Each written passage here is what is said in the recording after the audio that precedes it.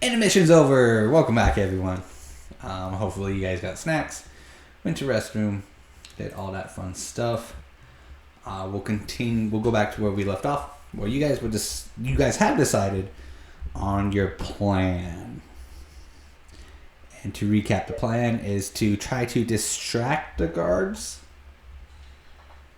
and kill them. We're gonna stealth until we're gonna distract the guards, bring them towards us, and then ambush attack. 10-4, 10-4, 10-4. Trying to find a place to put my Chewie, my Wookiee. And then when I have to get... Put your Wookiee on camera. It's not appropriate. You want to see it? You want to see it? You want to see it? Ha! Peter, I'm offended. Well, you can take it up with my secretary. 1-800, there's Iris. Becca? I was gonna say, where's Becca? We are playing Dungeons and Dragons, so this is a different scenario, different ball game.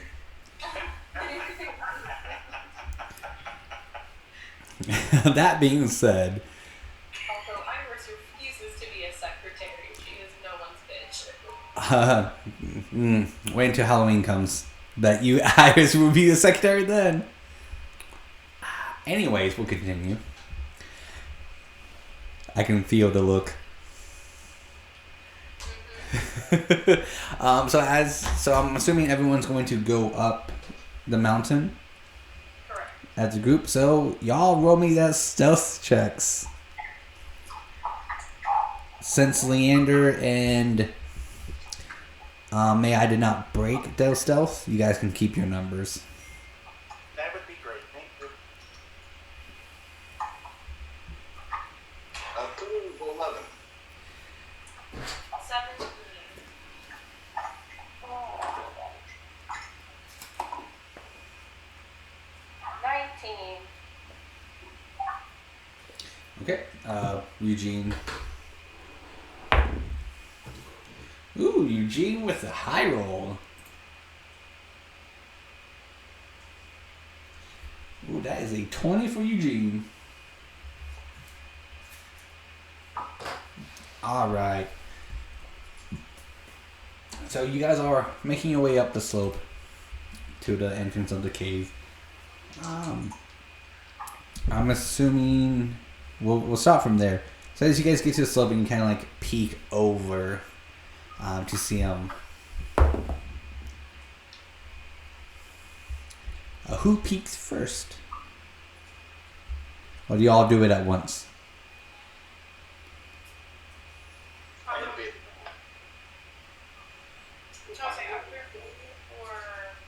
because we have the higher stealth rolls. I can go over first. Okay. I'm assuming May-Ighe is already in the vicinity. I would be, yeah. Okay, so we'll say May-Ighe because kind of already in the vicinity, not with you guys because he decided to go forward a bit. So as you guys peek over the first two, you see about, again, there was 30 feet in the cave. So they're about 60 feet from you guys. One's next to the pillar, just kind of, going back and forth. And you can see a further one in from that one about 15 feet. He kind of just, going around the pillar and everything as well.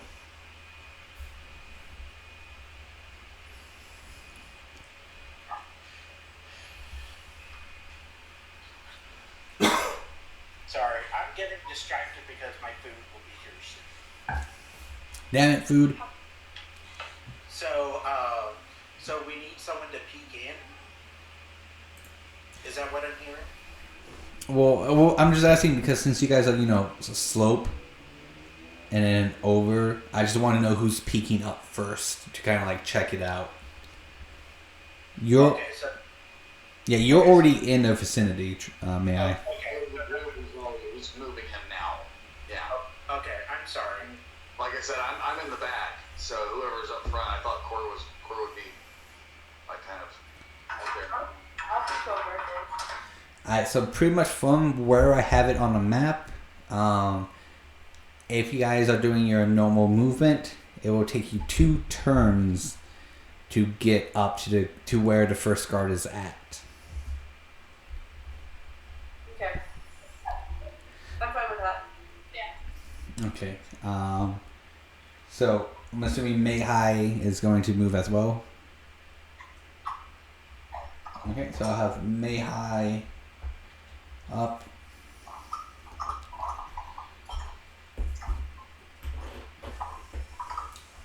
Perfect. And then everyone else is in the back. At this point, we won't go into initiative order just yet, because once someone does anything combat related, we'll go into initiative order. So you guys can act freely. I just need to know if who's acting first, and if anyone down below. So pretty much Adkara, Eugene, and Leander. If you guys do anything, just let me know.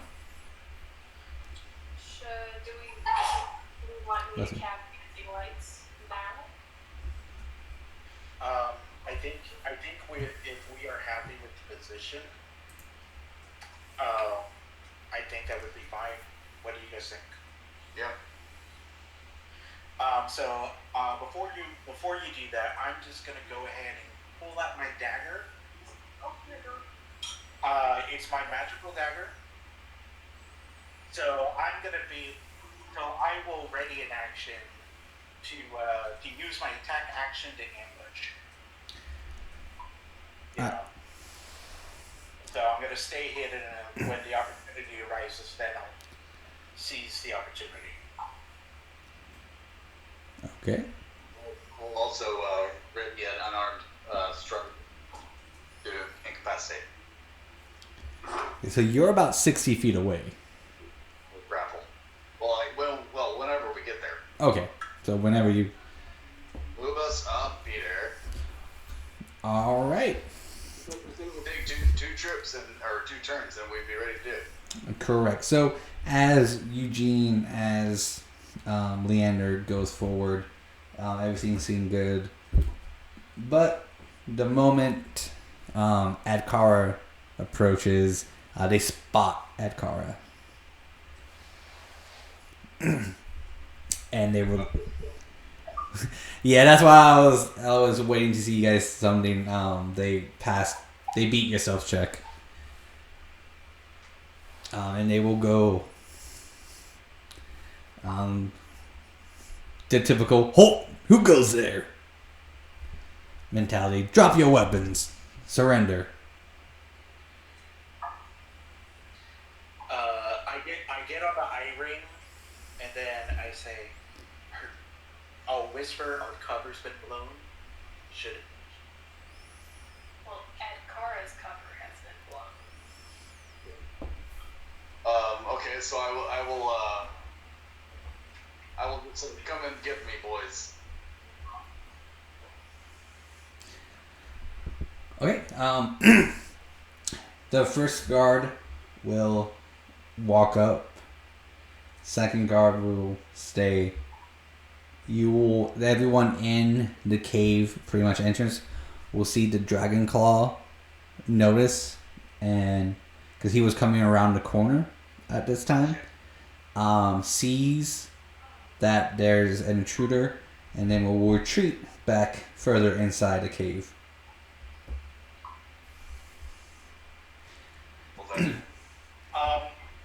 I use my stealth to go into the cave, and then I throw my dagger at the dragon claw.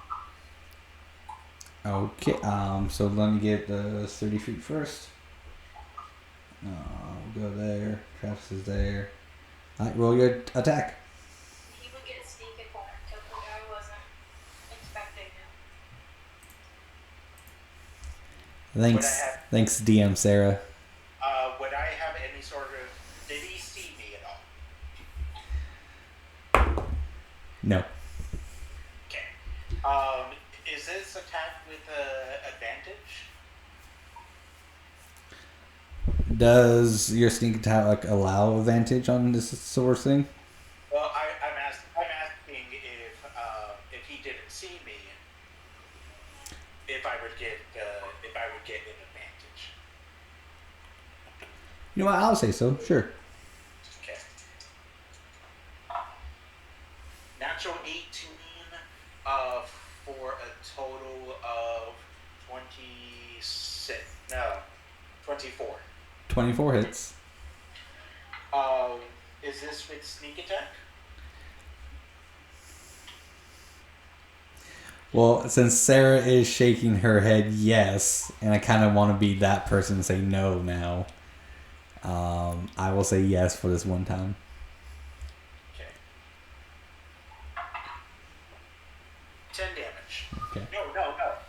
11 damage. Because this is my magical dagger. Alright, 11 points of damage. And it was a thrown. I did have to throw it, so now I don't have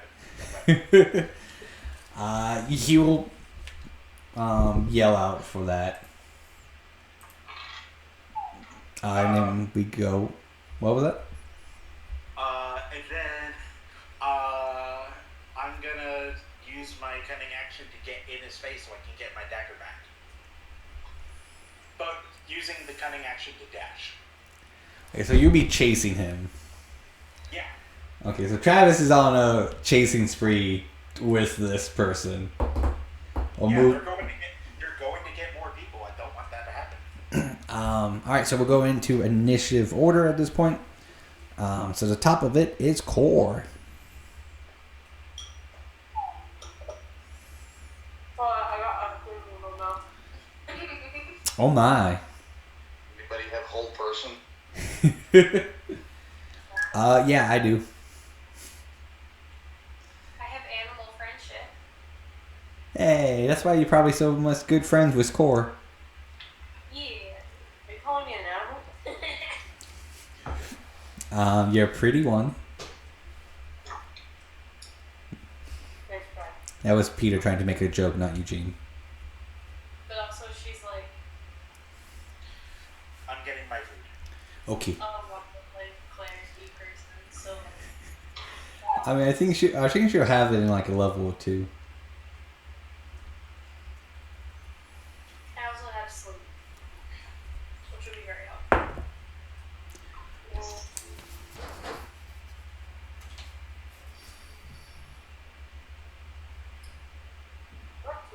What to use?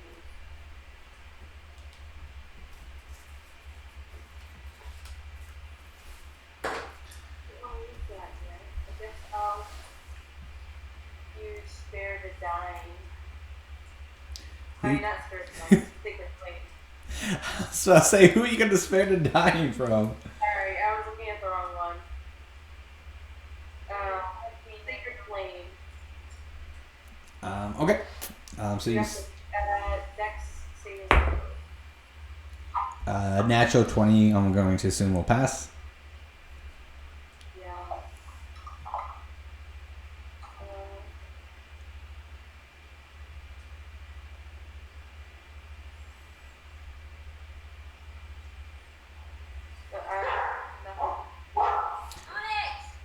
Okay. It says flame radiance descends on a creature that you can see within range. The target must succeed on a dexterity saving throw or take 1d radiant damage. That target is upper Alright, so they take nothing if they pass. it looks like it. Okay. From core, we'll go Dragon Claw. He just beat Travis in the initiative. He will, as you're going in further into the cave, you can see that there's a little drop off area that leads into a kind of a path that has a lot of fungus around. So the ground is fungus. Mixed on this fungus are so the drop off of the area is about 10 feet high. There also are stairs to the right hand side of it. The entrance of the cave ends here at a 10-foot drop-off. To your right, Boar's steps are roughly hinged into a natural stone ramp. The cave below is carpeted in a profusion of fungi, ranging from a few inches high to nearly as tall as a human adult. 2 paths lead through the fungi, one to the right and one to the left. That's a little description you get. He is going to stop, move towards you, and he will attack. He will whip out his scimitar.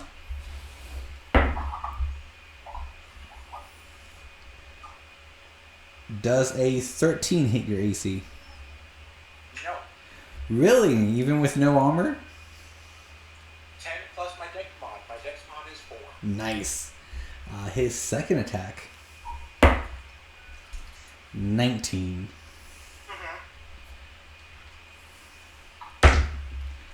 You take a whopping 4 damage.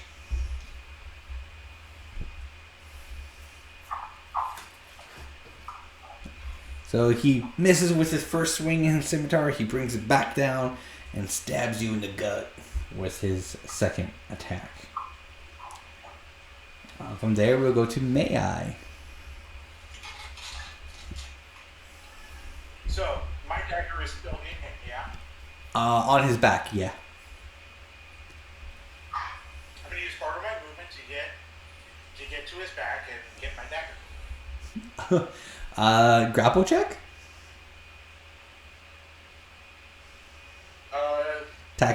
Grapple or attack of opportunity? Well, I'm not leaving his strike range, am I correct? Correct, but you are trying to take something off of it. Literally his person. So is your call. What would you like me to do? I'll let you either A, take attack of opportunity for that, because it's foregoing the grapple check. So if he misses, you just easily pluck it out and you have it and you can go ahead and do your attack. Or you can try grappling him. If you succeed, you can use your movement to take out the dagger. Because grapple is an action, movement will be pulling it out. And then if you have a bonus action to attack, you can attack. Okay, I guess I'll go with the grapple. Okay, so go ahead and it's your athletics versus my... Acrobatics or athletics? Yes, versus my acrobatics or athletics. Natural 20. Fuck your shit! Ha ha! Not natural 20. Oh, nice, baby. Okay, so you, as an action, so you got hold of grapple, so you kind of jumped on him. He's like, "What the fuck? Get off me!" I'll let you either A, take out the dagger of a movement, or A, take it out as a bonus action. I would like to take it out as a movement. Okay. So plot. And then,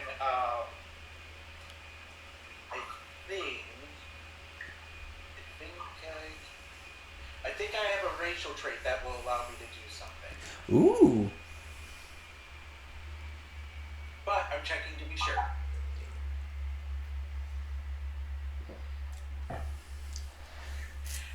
I take it there's no way I can attempt to hide behind him.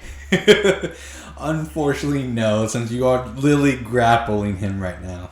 If I let go of the grapple, I would say he would get a major advantage on a perception check. yeah, I know. But oh wait, no, you use your movement.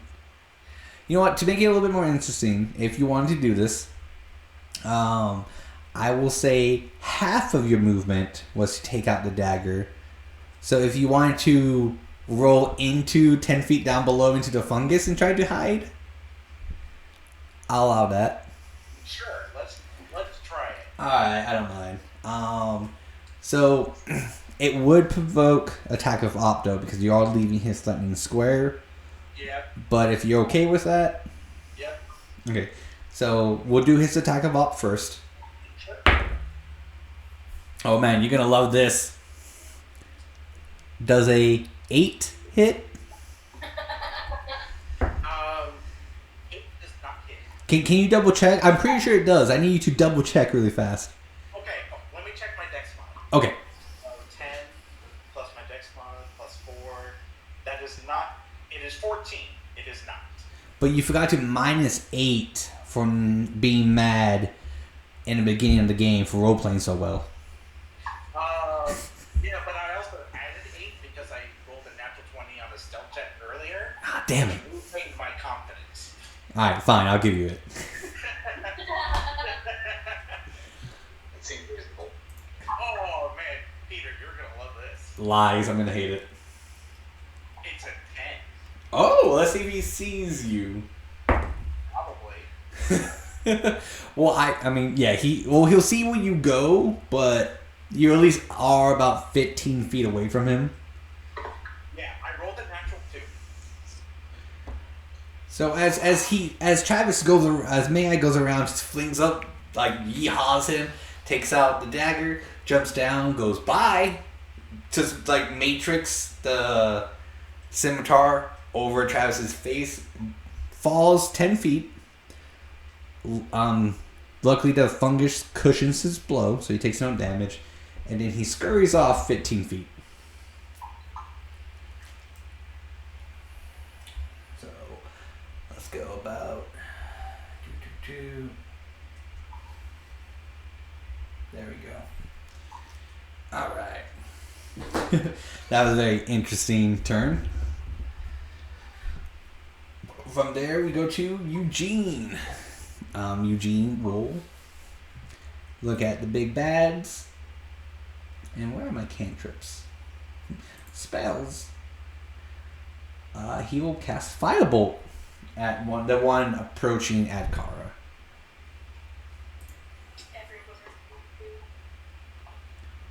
And let's see if that hits. And it hits, yeah, just on the dot. Yay. For a whopping, oh yeah, 9 damage. Nice.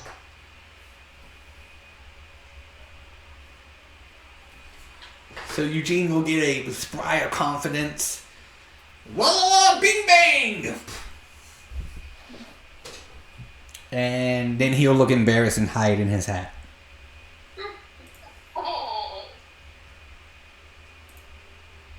And Adkara can just see, a little tiny wizard do that, and an eruption of flame hit the cultist that is approaching Adkara right in the back, and did quite a bit of damage. Nice. After Eugene, we go to the cultists. The cultist will finally take his turn to go up to Adkara and swing his dagger, because all cultists have daggers. Does a 14 hit your AC? That is a negative. Alright, his second attack with his dagger. Haha! Does a 15 hit your AC? That is also a negative. Oh, God damn it. He's a barbarian. Shouldn't you know by now that he's probably like a 17? Well, barbarians aren't supposed to have at least higher than like a 14 AC. He's also blind. Oh. Just like the I was one off. Damn it. Yes, you were. Alright, so the cultist goes, "Why can't I hit you?" The other cultist... Be able to hit me. The other cultist will make its way over to where Leander and Eugene are, and take a swing at Eugene. And I hope that's a miss, because that is a 11. Yes, okay, that misses. But the other attack hits. As Eugene is so focused on the one going to Adkara, he neglects the cultist behind him, and he gets stabbed for a whopping cultist dagger. So now he's cursed and forever unloved. I don't know how cultist dagger works. Okay, so you would take 4 damage.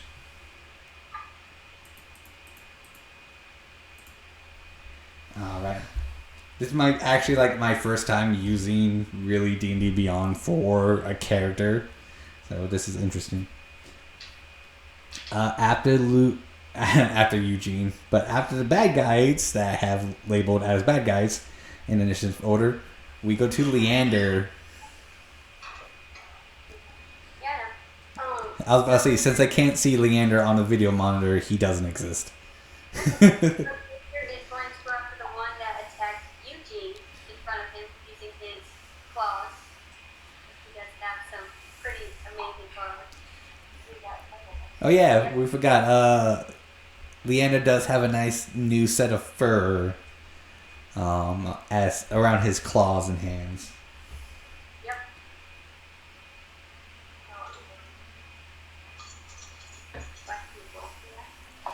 Whack him.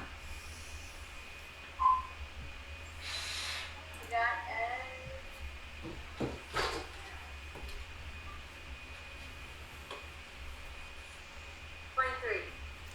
23. 23 would definitely hit. Oh, sorry, for 24. I didn't have a question. One number higher. I'm sorry. Yeah. You just hit a little bit better. Yeah, exactly. That would hit.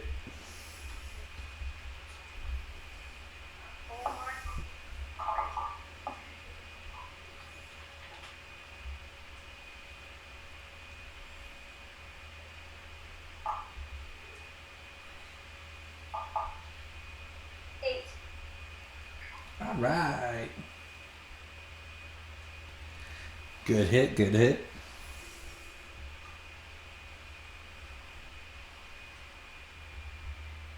And that's all he'll do.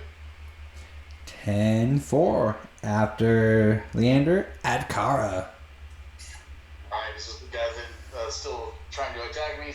Look pretty beat up. He got nice damage. His back is a little burnt.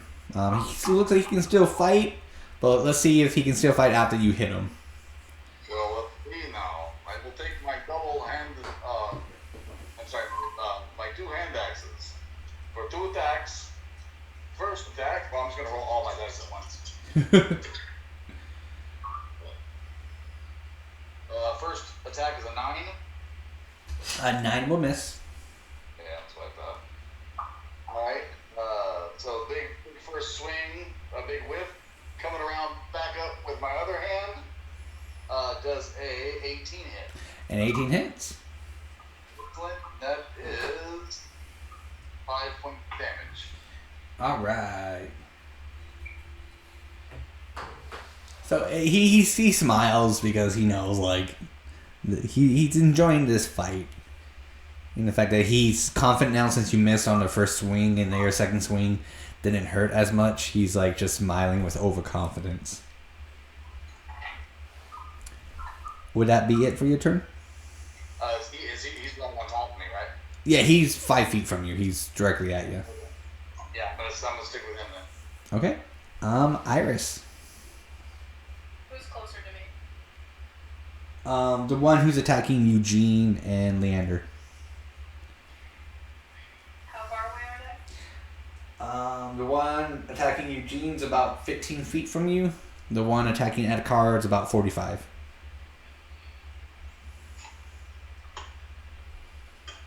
Okay, for now, I will just cast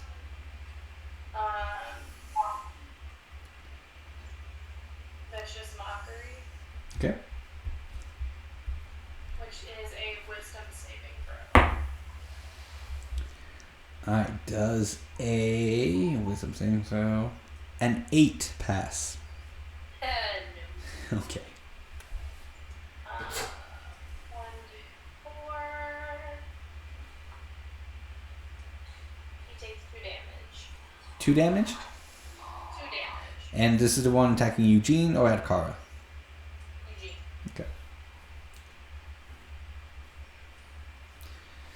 Alright, would that be it? Would be it.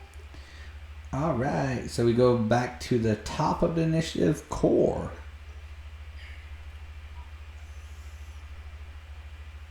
You keep getting her right into the dice in her mouth. My timing is impeccable. Better ice cream than something else. Ayo.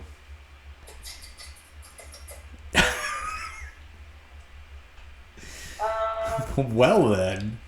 How many people are near her? There are two bad guys, two cultists. There's one 15 feet from you, who's attacking Eugene, and then one 45 feet attacking Adkara.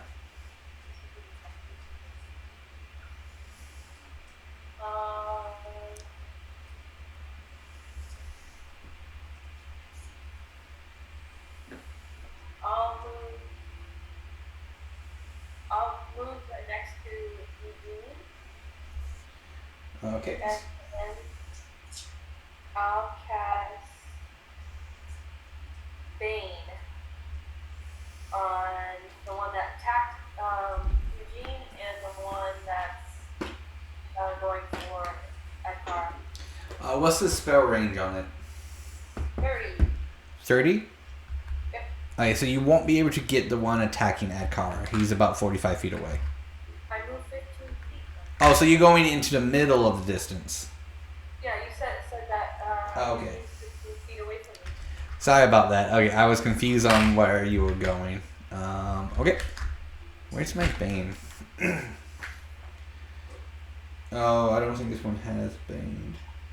And then you have to go to a charisma saving throw. So I gotta do a wisdom saving throw? Charisma. Charisma? You know cultists got that down. They're very charismatic people. As I roll a 4 and then an 18. So one passes. The one at Adkara passes. The one at Eugene fails. Okay. Wait, hold on. Degree of your choice that you can see within range. Let's say make a charisma saving throw. Okay, cool. Come on. You got it. Yeah. Nobody messes with Core's boyfriend. No. Aww. Wait. Eugene's gonna be like, wait, what? Eugene becomes very bright red and embarrassed now. Because he was unaware of this.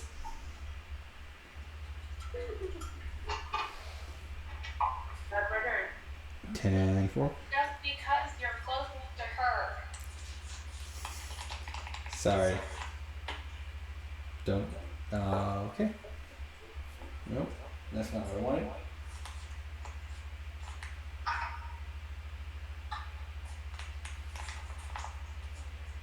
That's not gonna work. Alright, what am I on? Oh, I need to exit that. Nope, there we go. Okay, after core is a dragon claw. Dragon claw will hop down 10 feet. We'll move over to May-Ighe and just look at him with a evil glare. And we'll say, time to die. Alright, first attack. You're gonna love this one. 11. Misses. Second attack. Sort of dodge out of the way. As you dodge, he comes back in a knee to the gut for a 19. 19 hits. Oh, that hurt. And a knee in the gut will be a whopping 7 points of damage. Oh.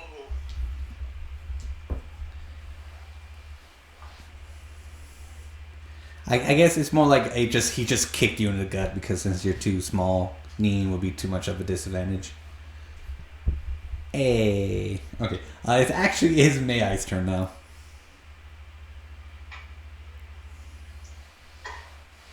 I used the eye ring, or I don't physically use it, but like I imagine my eye ring's been on the entire time. and I'm like, you're not leaving this cave. My friends will come for me. But they will find your dead body here instead. And with that, fury rises within me as I stab it. The most threatening way ever. I stab.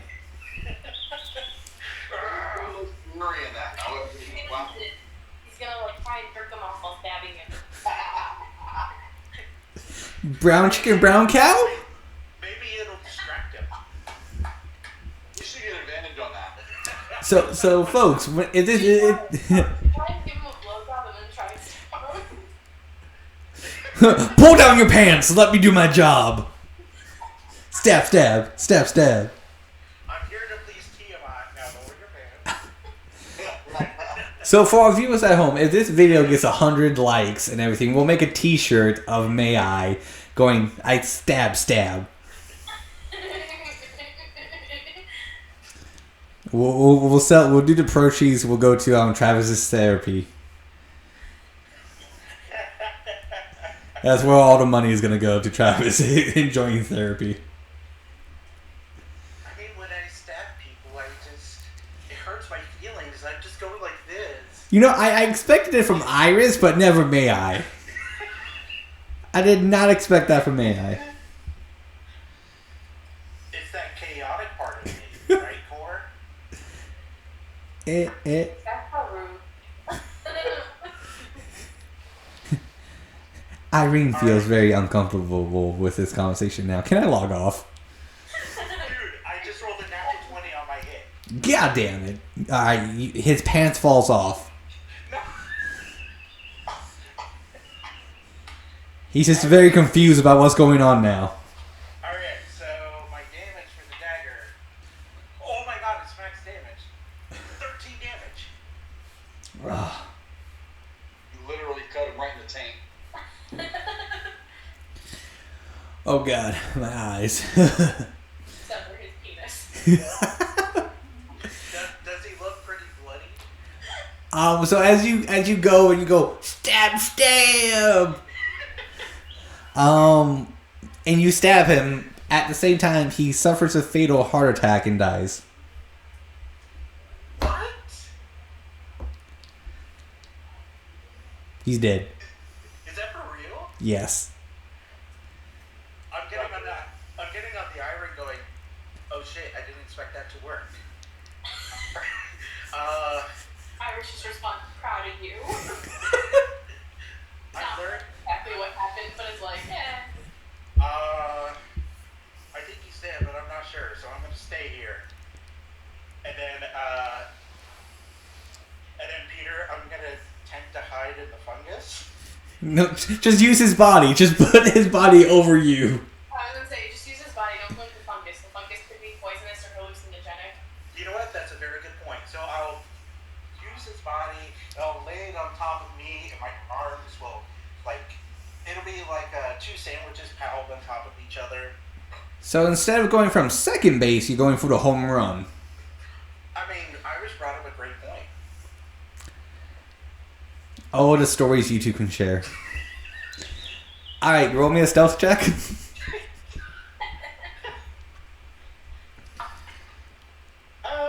it's an 18. Only an 18, Only you know. Yeah, I rolled a 10, so.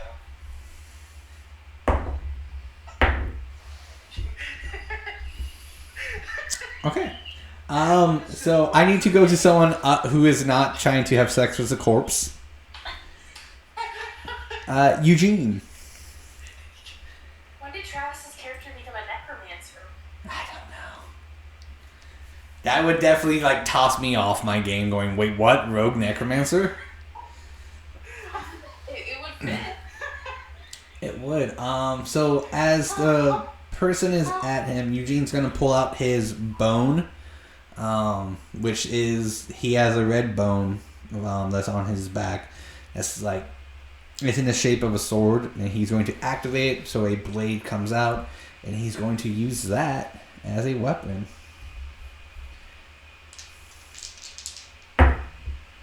No, not bad. Well, Eugene, wizards aren't proficient with a longsword, so I have disadvantage on this attack.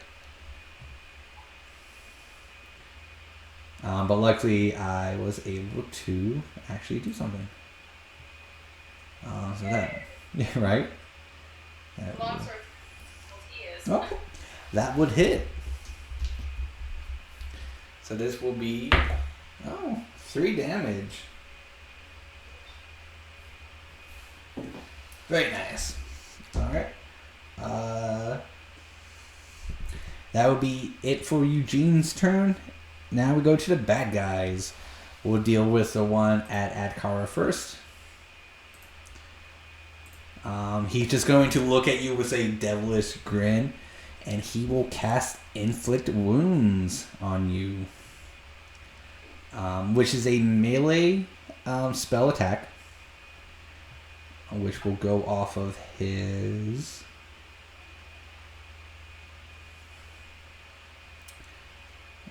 where is it? Oh, there we go. All right.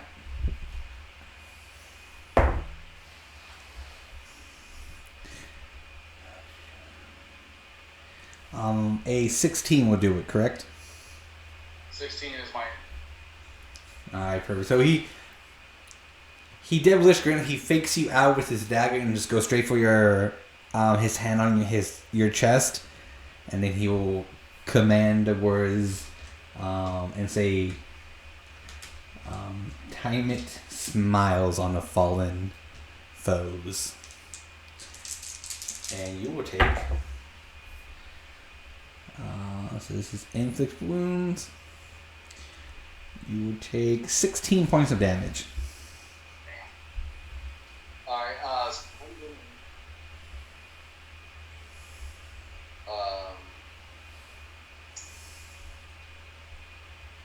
as a reaction, not downing ignorance. Okay. So much damage. So it's a D12 plus 4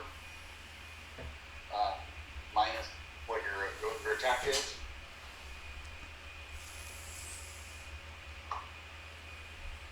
Oh wow! Of course we rolled a fucking 1. So that's 5 minus. That's, 9. Oh, 5. Oh, yeah. So, yeah. So it'll be 11 damage instead. Okay. So as he does that to you, you feel that sort of like negative energy of just like raw fury. And even with your stone skin at this point, it's just break through you and does a decently good hit to you. Everyone around can see this and brings a little bit worry to your guys' eyes that someone was able to inflict that much damage to your barbarian. Next attack will be the same thing on Leander.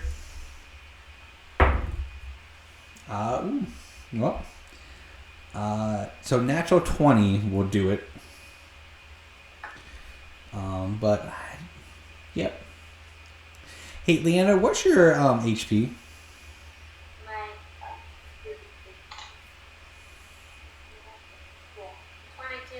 22. 22.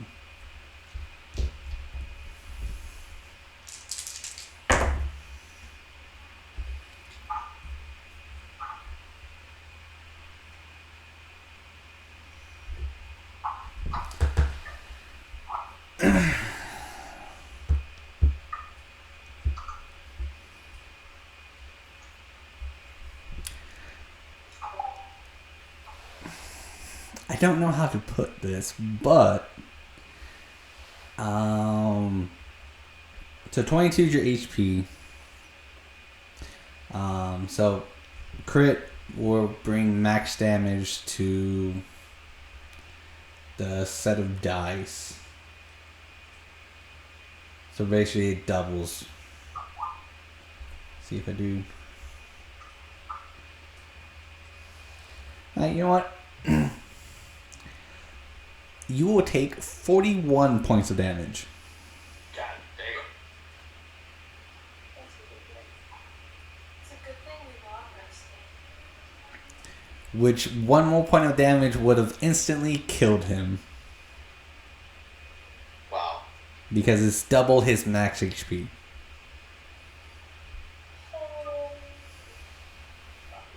You're on mute, Travis. Is this the same one that attacked me? No, this is the one who is fighting Eugene and Leander. Okay.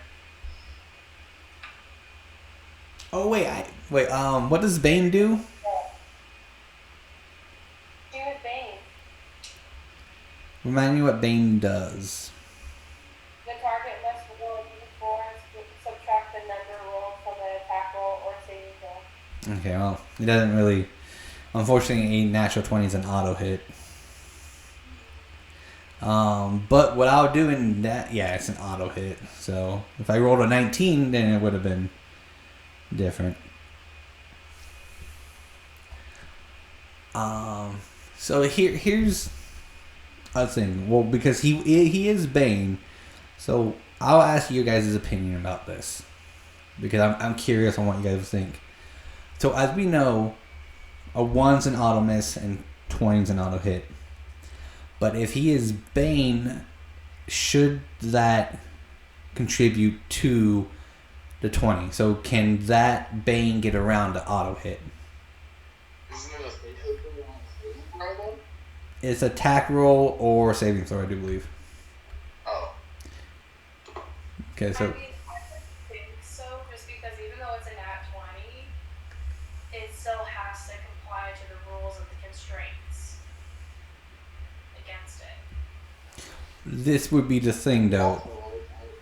Our added bonuses to nat 1s are still fucking nat 1s, though. Yeah. Well, that's yeah. I mean, yeah. Actually, yeah, that's still true. I feel like nat 20 is nat 20, and nat 1s are nat 1s. Okay. Only because. That's fine. Yeah, no, I asked because it would work if we did agree to that. I mean, it does switch up some of the rules, but it would also work both ways. In case you guys are Bane, but you got nat 20, you still got to roll that d4. If that's the case, we'll keep everything normal then. Unfortunately, Bane did not apply in this because it was a natural 20. So that means base damage to Leander is 30. Because since criticals double the dice. The way we've been doing this is if your damage is 1d12, you max a 12, and then you just roll another 12.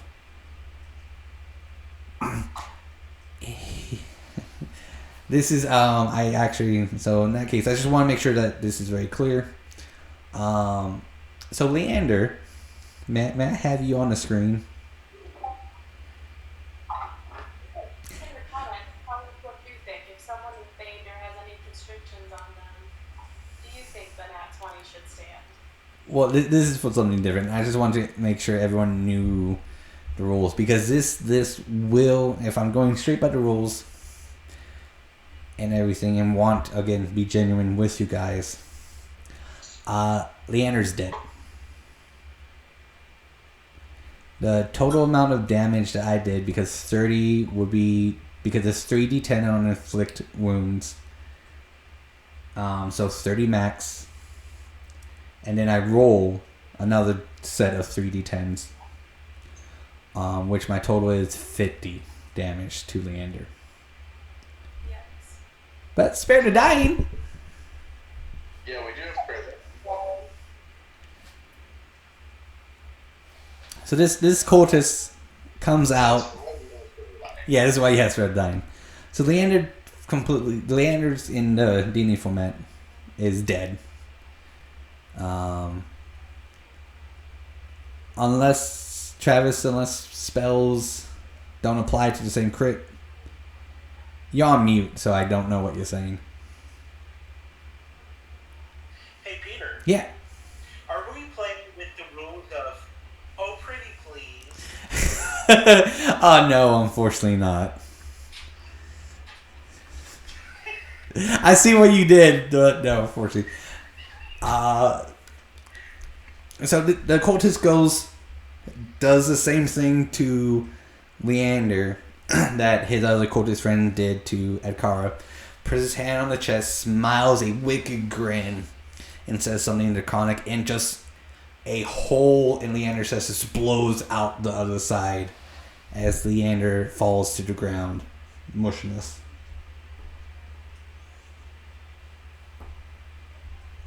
But Adkara. I hate that you smiled when you said that. The Adkara? Yeah, like, hey, Kara, it's your turn now that I killed your friend. I'm sorry. It's. How dare you? I apologize. It can happen to any of us. True. It really, yeah, that's part of the game. Luckily, you do have Spare the Dying, so there is a way to get Leander back. Yeah. So we're not going to count Leander out just yet. It just now you guys see that these are capable cultists. So what does Leander want? Does this put Leander into a rage? Not Leander, Adkara into a rage? Yeah, for sure. Go for it. Yeah, for sure. This puts Iris into a I'm getting more intoxicated. So I would say Eugene is probably freaked out now because this like blood is on him. I'm gonna also go into reckless attack. Oh my! What does that do? This is gives me advantage on melee weapon attacks, but it also gives advantage against me. Oh, okay. At the standard second level, Oh, okay. like I have danger sense, you know. Oh yeah, got it. Yeah. All right, so I'm gonna again swing again at this cat with both my hand axes. Okay. I'm gonna roll all my dice at the same time. Reds are always first. All right, first attack is a 21. That hits. And that's 8 points of slashing damage from my first Ooh. of 2 attacks. Okay. And also I have a 20, dirty 20, That hits. second attack, and that is 4 points of damage. Ah. Slashing both hand axes hitting and going into the chest area of this cultist. All right. So the confidence that this cultist once wielded is now being shaken. He's still up, but he is very shaken right now on the fact that, you know, he was confident that his spell worked and he got to you. His buddy just down one of your guys' companion, and then just to see as he turns around and looks at you, you just drill into hand axes into his chest. He is taking. He is breathing, but you know it's getting a lot harder for him to breathe. Peter, Yeah. Spare the Dying would not work. Oh, why's that? The description says you touch a living creature that has 0 hit points. Leander would be considered dead, but if you're altering, Unfortunately, I thought that's what the spell does. But yeah, since Leander. an unconscious creature would still be a living creature. He counts as a living creature. It means it says the creature. So it says you touch a living creature that has 0 hit points. The creature becomes stable. The spell has no effect on undead or constructs. So since Peter said he's not technically dead, he's unconscious. So I'm gonna fix my wording on that. Leander is physically dead. Because one attack did double his max HP. A character does not get any saves. From my knowledge of how death works in here, if one attack does double your max HP, the character is dead. I really wish I had that read out from my other party. That does not mean that you guys cannot find a way to bring him back. Maybe that map does revive some people. All right, there we go. So if Um, we find a map and use its magical properties, maybe it'll do a revive or resurrection. great. So With that? Is that what you're talking about? Like the mask could be the thing that can bring Leander back. Oh. But it could have a bad effect. This is true, but I can always cast identify or detect magic to see if anything has identified. So I'm smiling right now because you guys are working for a solution on this, and I'm happy to see you guys working and be like, no, he's not dead. We will bring him back. Right. Like, I'm happy to see this. Like, it does warm my heart to see that you guys are like, shit, he's down, but we will bring him back. We'll find a way. We're not going to lose him permanently. Yeah, because I have both identify and detect magic, so between the two, I'm sure we can figure out a way to at least like understand what's affecting him, Yeah. and a way to potentially like bring him back. I like that. So at the moment of that happening, so I'll give a description of what's going on after Iris. Since if Adkara is done with his turn, we are going to Iris. Okay, I want to cast sleep Ooh. on the one that attacked and took out Leander. Is there a point in which 20 feet would only surround that guy, and not affect anyone else in the party? Unfortunately, since Core and Eugene are literally right in front and behind of him, you will get one of them. Eugene will say, "Go ahead." I'm fine with it. Okay. Now, I do believe sleep only allows you to do certain amount of hit die, correct? 5d8. 5d8, okay. Now, is that max of the creature's hit die or the current hit die or the current HP? The total of how many hit points of creatures this spell can affect. It would be current. Current? Okay. It would be current, yeah. So, Sorry, I didn't mean to interrupt. now, spells are fine. Like, I'm fine with, like, spells, people helping, and just other things. I'm like, Yeah, I'm trying not to, but if I am, I do apologize. no. Spells are, again, one of those things where I don't mind if people help each other. So is this a save on my part? No. Oh, okay. So then you have to just roll your dice, correct? Correct. Okay. 1, 2, 3, 4, 5. So I think unfortunately we're gonna lose. Eugene's gonna be asleep. That's fine. He said go for it, so. Yeah. He can see what spell you're casting, and he's just gonna give you that thumbs up. Yeah. Because sleep is not gonna do any damage, luckily. So. Just for 1 minute, too. Yeah. Correct.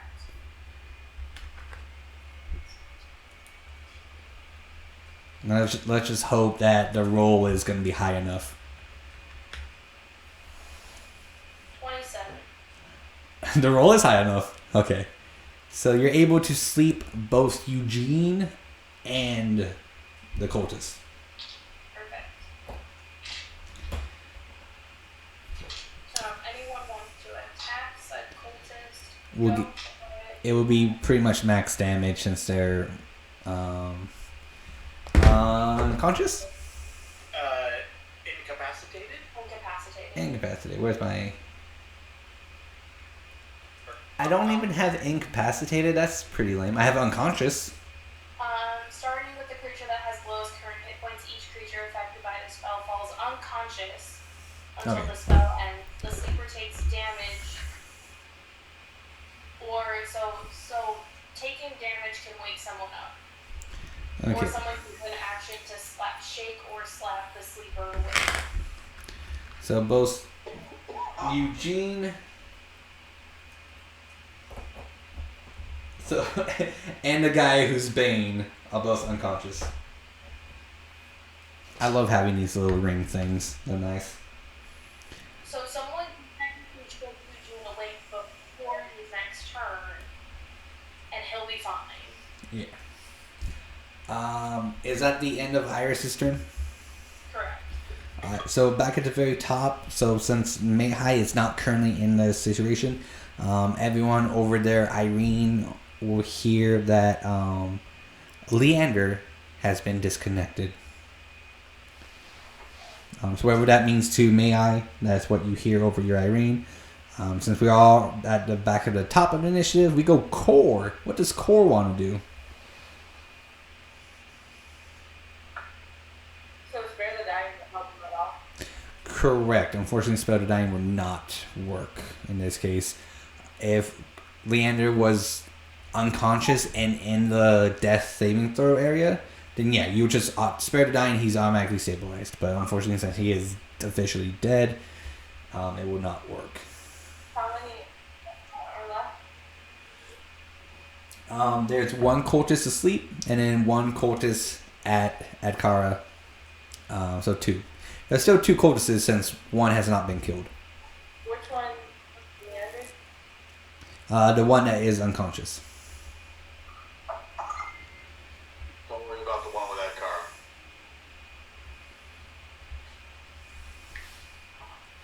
Okay.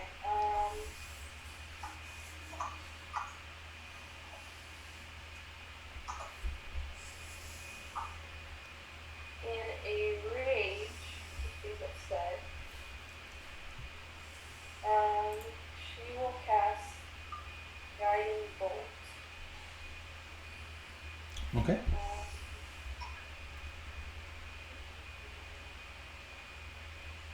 I kind of don't want to trap someone in sleeping because I don't feel like she would accidentally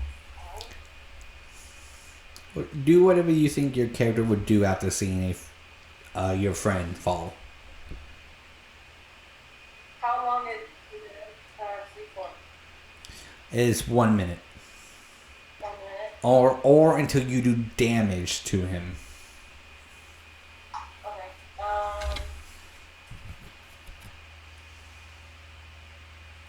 Can I?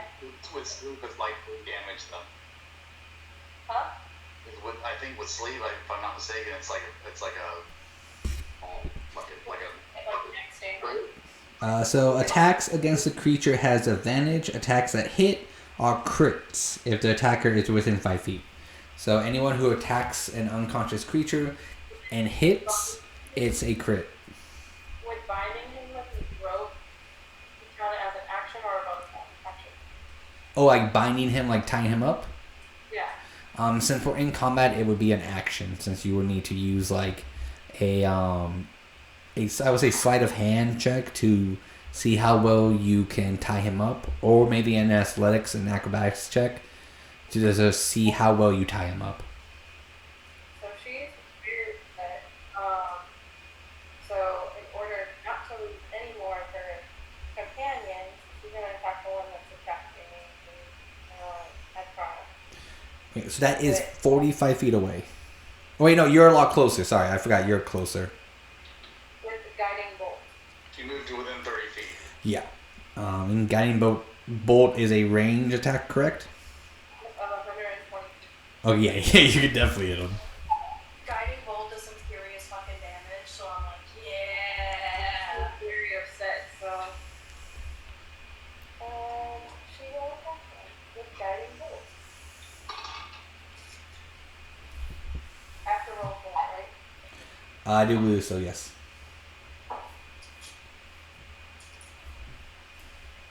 Does a 15 hit? A 15 does hit. Alright, and tell me what that was.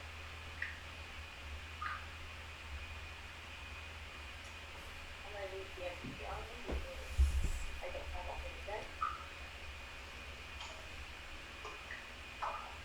Ooh. Oh wait, how is it 4 dice? It's 4d6 at a first level, and then it increases 1d6 per extra spell level. That's insane. All right, well you described, you killed him, so you describe to me how you killed this guy. Guiding Bolt is literally broken.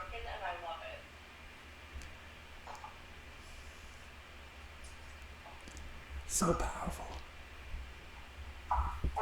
She says a prayer to her god Sylvanus, and as she's saying the prayer, her hands will glow into that naturey green like life, and just shoot guiding bolt at the guys attacking Adkara.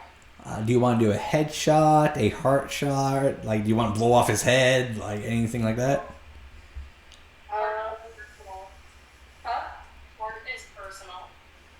I think she'll do one to the heart, and then they'll just go like in his chest because it's 4 of them. So it's like. All right, so Adkara, you just see this guy just get like machine gunned with like magical energy in the back, and falls and dies. And then after that, she'll run over to Leander.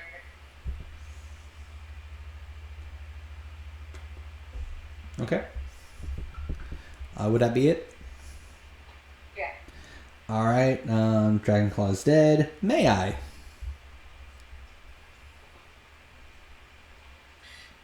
Okay, I need to loot this guy.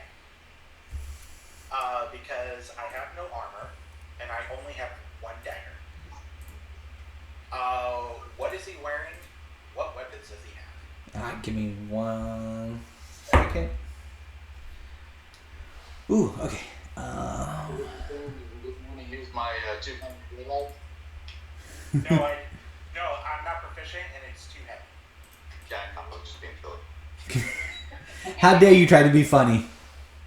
It's like when you offered it to me, like I fell to the ground because of the It's like if he was trying to wield Thor's hammer, Right. it stuck to the ground. And it's as if you put Thor's hammer in my hand, and I went, ugh. You are not listening. Okay, so what the guy has, I was just thinking something happened, but I read, alright, so what the guy has, he has leather armor, a scimitar, Great. but since you are looting him, he does have that mask and that cloak that you saw on him. I will say in the picture, he does look like he has a dagger, so he has a medium-sized dagger. Unfortunately, since you are a small creature, It's not the dagger I'm interested in. I want to start the process of taking the leather armor okay. because I would like to wear it. Are you gonna try to like take it off and makeshift it because it's not gonna fit you? His platform will act like a robe almost for him. If I makeshift it, will I still get the bonus? Do you have any leather working skills or armor set skills? Carpentry. Roll me a percentile.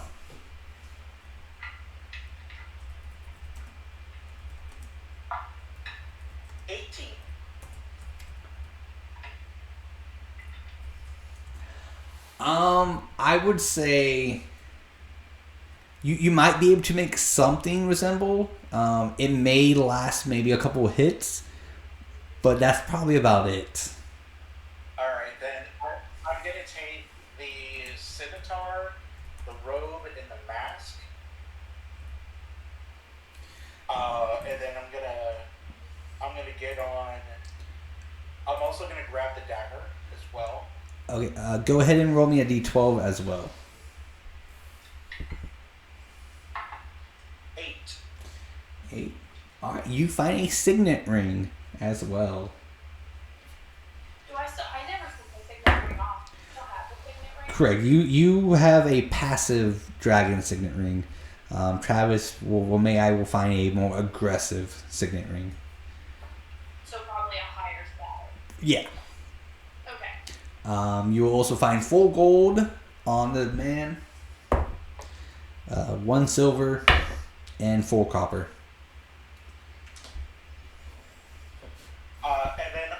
And then I'll use the eye ring to go. Is Leander okay? I think her eye ring is dead.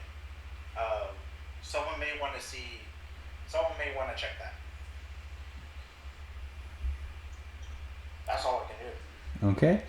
We'll respond being like, Leander is down.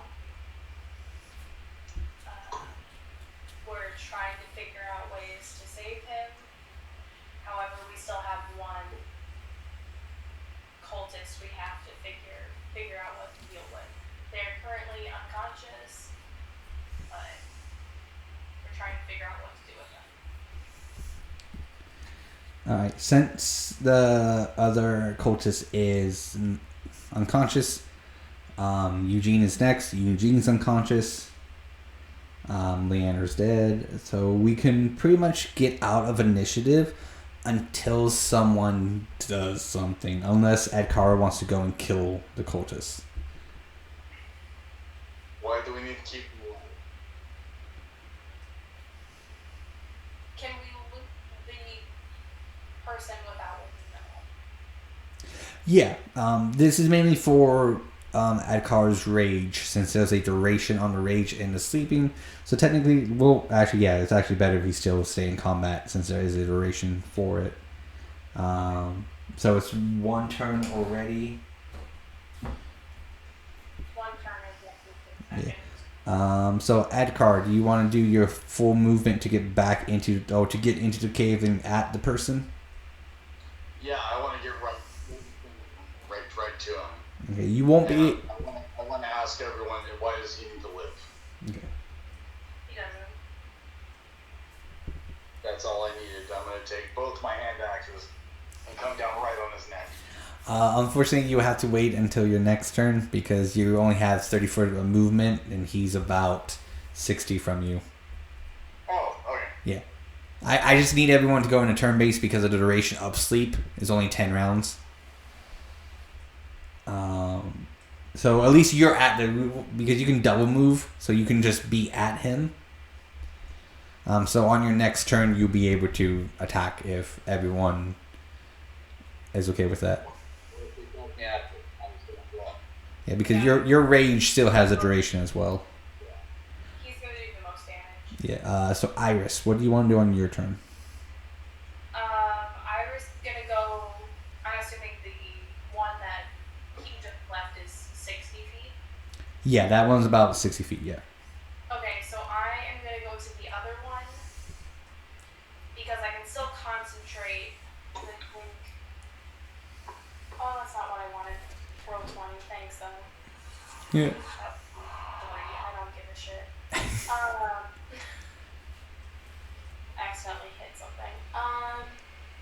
No, it's not concentration. Okay. Oh, dope. So I can go over to the one that Adkara killed, and well, I would say I'd start looting him, but it's going to take me my action and my dash to Correct. get over. So I am prepped and ready to loot that person once everything is taken care of, because I can't do the damage that Adkara is going to do. Correct. Just to let you know, Adkara, you probably be best to do your great axe, because the moment the first attack hits, you'll get the full, but the second attack won't be a crit, because he'll be up during the second attack. So you probably want to use your great axe for that, because that would be at least 12 damage right there. Would it still be advantage? Because he'll be waking up, but he won't be fully awake. So will it still be advantage? If he uses his 2 axes? Because he's prone. Like if his attack is multiple. So yes, I guess if he uses 2 versus the 1. Let's see. A creature can stand to do uses disadvantage on attacks against have advantage. So yeah, so if he does, I'm just looking for the max damage possible. His great axe will give him the max damage on that first attack, because as long as he hits the first one, it's 12 max 24 plus his strength of 5, I do believe. So 29 damage on a great axe compared to half that on a hand axe. Okay. Yeah. Yeah. Okay. Cool. Unless Adkara just wants to go chop suey on him, so I mean, I'm down with using We the might grid. want to make some sushi. I don't know if everyone's hungry. so if we're skipping, if Iris is done, we go to the top of Core. Core, what do you want to do?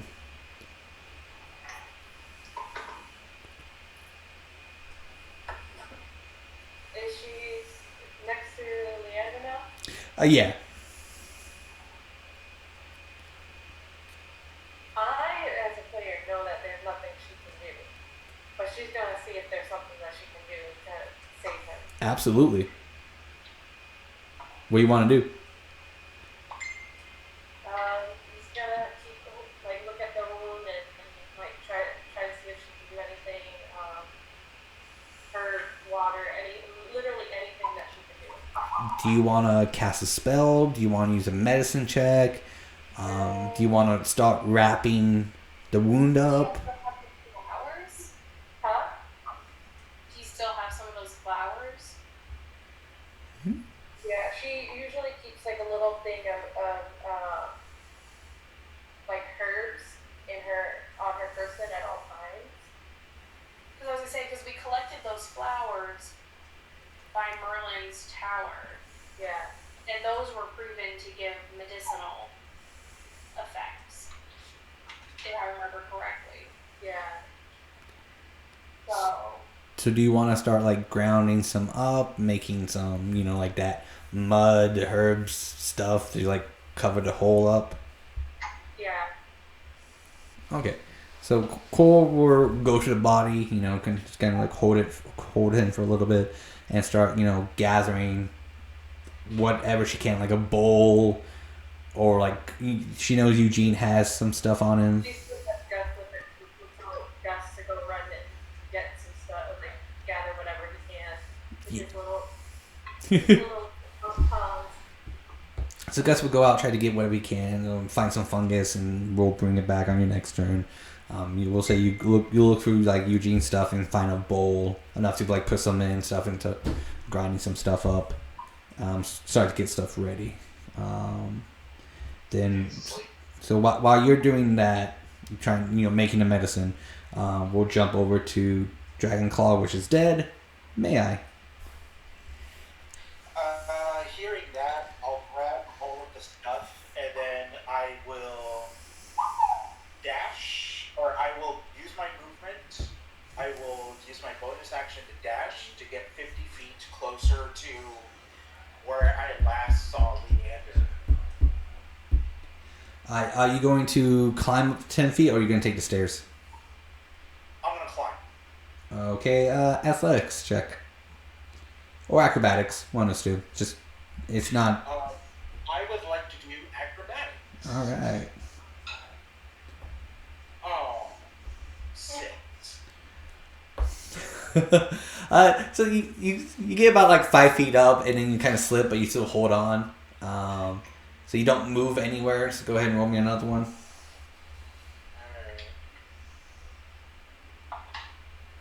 Alright. 8.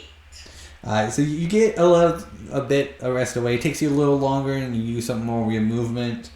But you get about 10 more feet away, or 10 more feet forward. From kind of like, climbing. Oh god, this is like the fungus is a little slippery and everything, which made the DC actually like 8. But you're there. You're almost there, but you're not quite. You're just like around the corner. You can see Gus running towards you, Okay. and it looks like he's going to the fungus and just trying to like get what he could. This reminds me of all of my 3 nat ones. I rolled a 2 and a 4. Oh. So have I actually gotten over, or am I close? You're close. No cigar yet. So is that both my movement and my bonus? 60, 50 feet. You were 5, 10. Yes. Okay, I'm gonna have to use my action to do it then. All right. So you're gonna move an additional 30. Yeah, I'll use my action to do it. All right. So as you turn the corner, you can see that Adkara is just over the cultist, just like gripping his great axe and just about to slam on. Iris is out of the cave, going to loot the other cultists. Eugene's passed out; he's asleep. Core is just trying to compose herself and making some medicine and waiting for some more supplies from her companion. I'm assuming tears are coming down your eyes, Core. Tears are coming down her eyes. You can see the blood in the giant hole in Leander's chest as his body lays lifeless.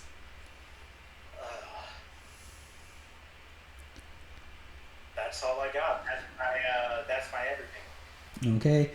We go to Eugene, who is still asleep. We go to the cultists, which will make them be on their second turn of being asleep. So 8 more rounds. But I don't think he's going to get even 8 more rounds. He just might die here. We go to Leander, who is dead. Adkara! Yeah, you know what I'm doing. Okay, so as long as you hit him, you just have to hit him to do max damage. Oh, I can't give this bardic inspiration and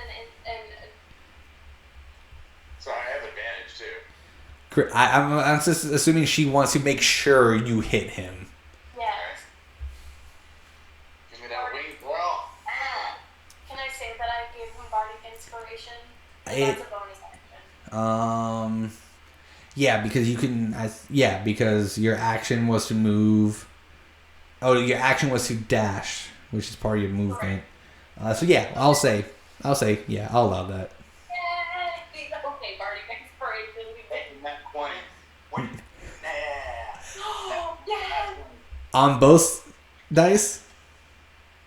What was it? Was an advantage? Yeah. Did you roll both dice though?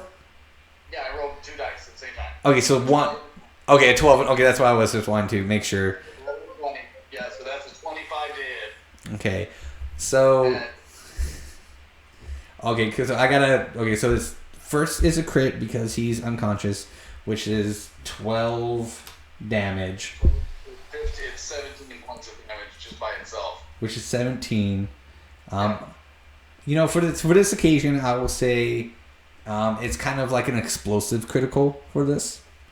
To where for this occasion only, this is not gonna apply every time you guys do an unconscious creature like this. It'll be another 17 points of damage because you don't roll. So I'll say, due to the fact that normally you would roll for this, but since you got a natural 20 on this crit, you forgo rolling and you just add 2 max damages together. So which will be a total of 34 damage you did. Nice. How do you want to kill him? Oh my god, make it personal. It's gonna be so personal. I'm gonna Make it personal. as I'm in slow motion running right at him, holding up my 2-hand axe. I'm gonna Background. slide on my knees as I pass him, all 6 feet tallish. And as I slide on my knees, I'm gonna take my axe and just run it, starting right at his dick, and slide it all the fucking way up to his head. As you do that, all the blood and everything gets on Eugene since he was literally right across from him. Okay. Like, Core doesn't even, get fazed by this. She's so focused on healing. Leander up, thank you. So we'll drop from initiative here, but we'll go ahead and go with Iris in the looting process, since the other cultist no longer has armor, so we don't have to worry about that armor. No any of that. So Iris, as you're looting him, what he has on him is leather armor. This is more of a standard cultist outfit that you guys saw before. A little different because they had kind of the winter wear. This is more outdoorsy. Instead of your typical Well, let me just take a picture for that. He does have that nice little robe, leather pants. Normally, the picture is of like he has skulls on his knees. These are like dragon skulls a little bit. White boots instead of black, and his cultist robe is white with a black outline in it, so to resemble the white dragon.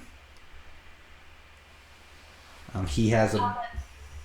What about any weapons? He has daggers. Most cultists here has daggers.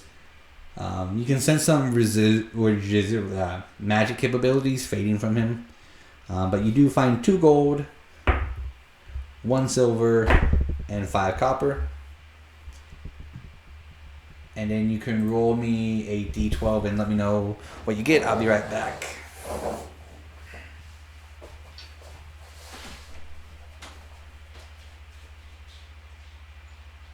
Was this supposed to be all the people in the food area? What? Was it supposed to be all the people in the food area where we're at? No, this is just me because I'm moving the one that you left. No, I mean, like, is this like the people who just fought? Is that all the people like that are here? Everyone. It was just the 3. Oh, okay. So far that we know, yeah. Right. Yeah. Right. I'm assuming everyone else is at the camp. Or further inside the cave. Correct. Yeah. Yeah. Which is why I went to go attack that person. And here's the thing. I literally was about to be like, okay, I'm going to use my action and my dash to go to May-Ighe to help him, but then kill him. So I was like, well, okay, I'm just going to help out here instead. Yeah. How the fuck is it? May-Ighe kills the bad guy. I know. The main bad guy, and our fighter, who's a fucking badass lion who gets fucking blown to fucking small. How the fuck does this happen? I'm pretty sure they gave the Dragon Claw like title to the wrong person. Yeah. They should. What probably happened is he was too charismatic. Like, they gave it to the charisma holder, and the charisma was low, like, strength. Alright, what do you get? Elliot, I hope I gotta think. He has a handbell on him. A hand spell? A handbell. Like, one of those little bells that, like, summons servants? Yes. Oh, dear lord. How many daggers did he have? 1 dagger. It's not your like throwing dagger. It's your like. This is a ritual sacrificing dagger that I can also use to stab people. Oh, so like a pretty heavy dagger. Yeah. Okay, so I'm happy with that. I mean, you can still throw it, but it's just not your typical like. I'm using this rogue dagger to throw at the same time. I mean, I prefer close contact combat, to be honest. Alright, I so mean, like, all my range attacks are going to be spells and magic, versus, like, all my weapon attacks are always going to be close range.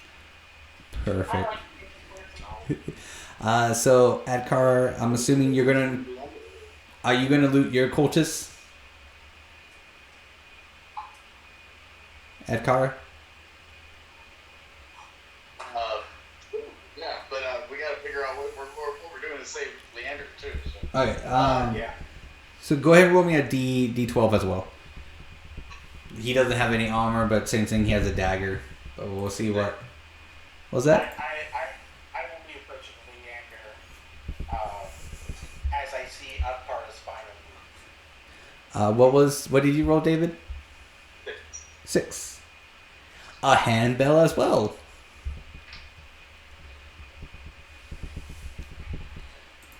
Eugene is still unconscious. So as you guys are looting, May-Ighe will go over to Core. I drop all of the stuff I collected.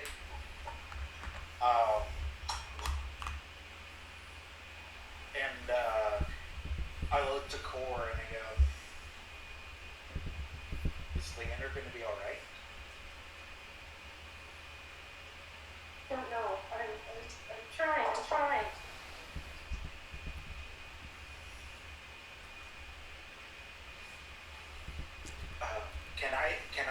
attempt a medicine check to try and discern what's going on? Absolutely. That is if Court would let you near him.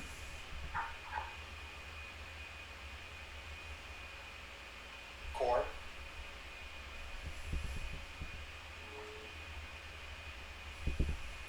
I don't know if she'd let you touch him. Oh, I don't care. No, yeah. I think she's very, very upset and like trying to do what she's good at. So I don't think she would want anyone really getting in her way when she's trying to help. Okay. Okay, I guess seeing that he'll let Core do their thing, but does she look does Leander look lifeless? Is he Has a giant hole in his chest. And blood is coming out the other end. That's a hard no. I just sort of take a knee and I just sort of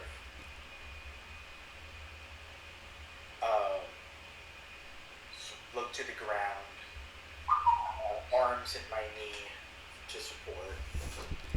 As you do that, you see this giant fungus ball coming around the corner, stop at Core's feet, and out of the fungus ball is your chipmunk friend Core. Just got as much of what he could. And so Core, would use the fungus and whatever other ingredients you have. So besides the fungus and the flour, do you use any other ingredients that you might have on you?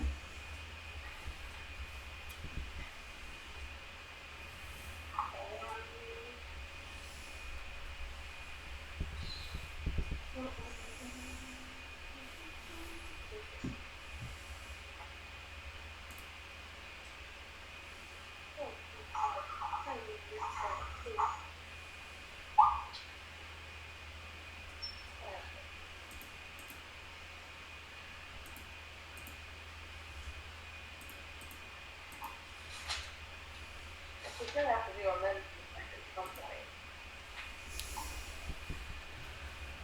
Well, before we get... Can I look around and see if I can look down some of the hallways or something to see if there's anything? Yeah, we can. We'll get there. During that time, so we'll have Core, figure out what kind of supplies she wants to use. If she has anything else to add to this, bandage she's making for Leander. We'll say.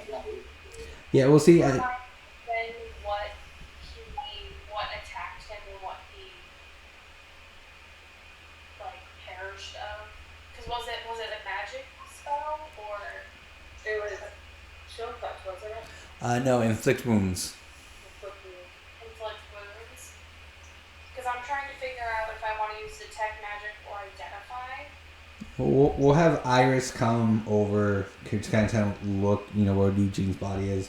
We'll have Adkara go around the hall to see what's around. You have about 2 passageways, 2 ways to go, Adkara. You have one to the left of you, which shows a field of fungus and a dead body, and then a hallway to your right.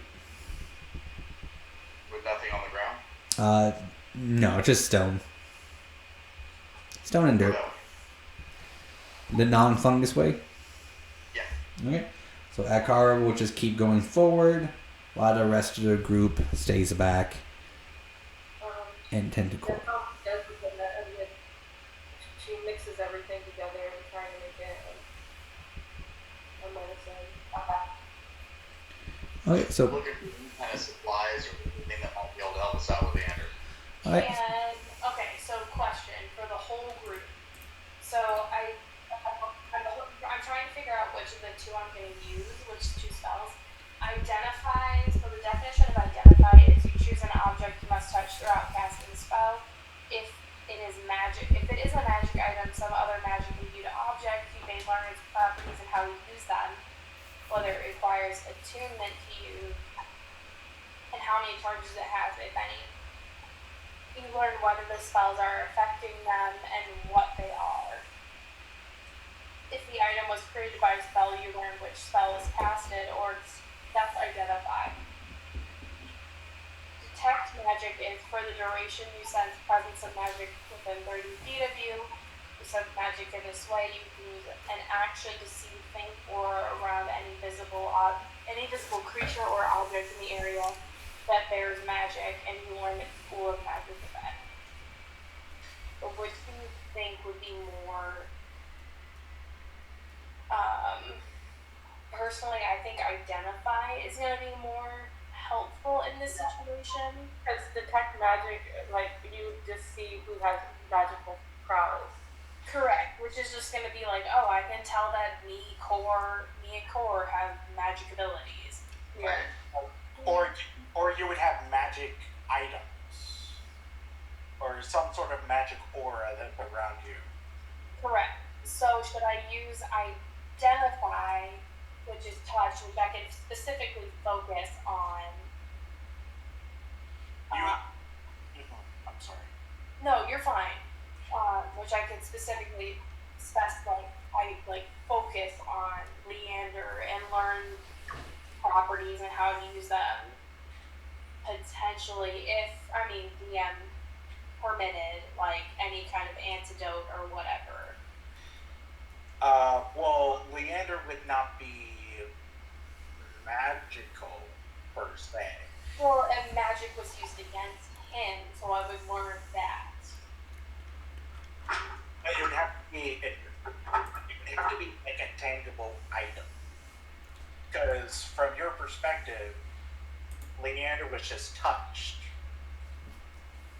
So you're not exactly sure. I can read the magic residue that's on him.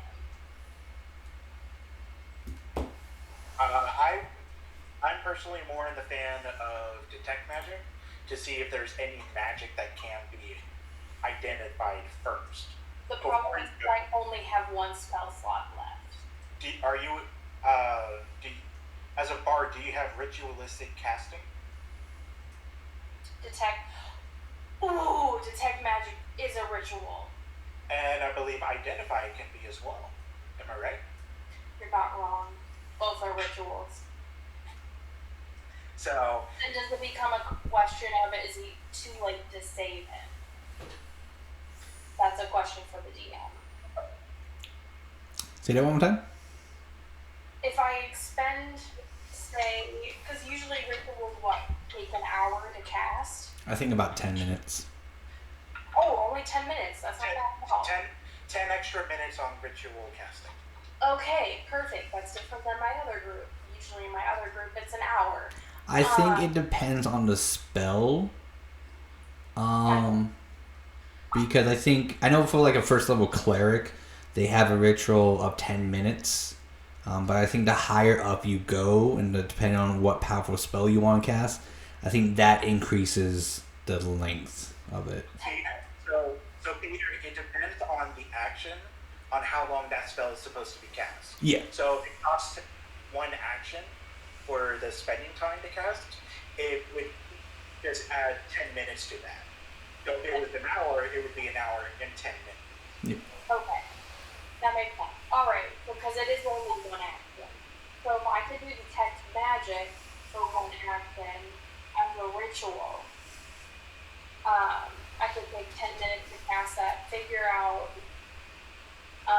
if magic was used. Obviously magic was used against him, but then at least we will know.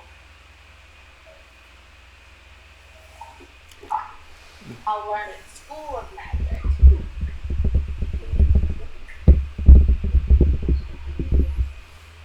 Hey, should we maybe pick up Leander, move Leander into a hidden spot so that we're not seen? Because what if more come out? That's a good thing. That's a good suggestion. Do I see anything? Do I see any spots over there that we could take them? Down the hall. We're about to get there. I just wanted to give everyone who was focusing on Leander attention. Can I point the group's direction towards the area where I was hiding? That had some pretty good spots, and try and get Leander to that section. Yeah. At this point, we'll say that Core successfully put whatever she was making on the chest and on the back of Leander. So now will be the point of how you guys want to transfer him and how carefully you want to transfer him. But I'll let you guys think about that and the ritual while we get to Adkara. As you're going down the hall, Adkara, obviously you saw the fungus to your left. You go down a bit more, and you have two passageways to go. One to your left and one straight ahead. Which way do you want to go? Do I see anything? Still stone and pillars of stone, but no guards, no nothing, just dirt and stone. Are there any doors?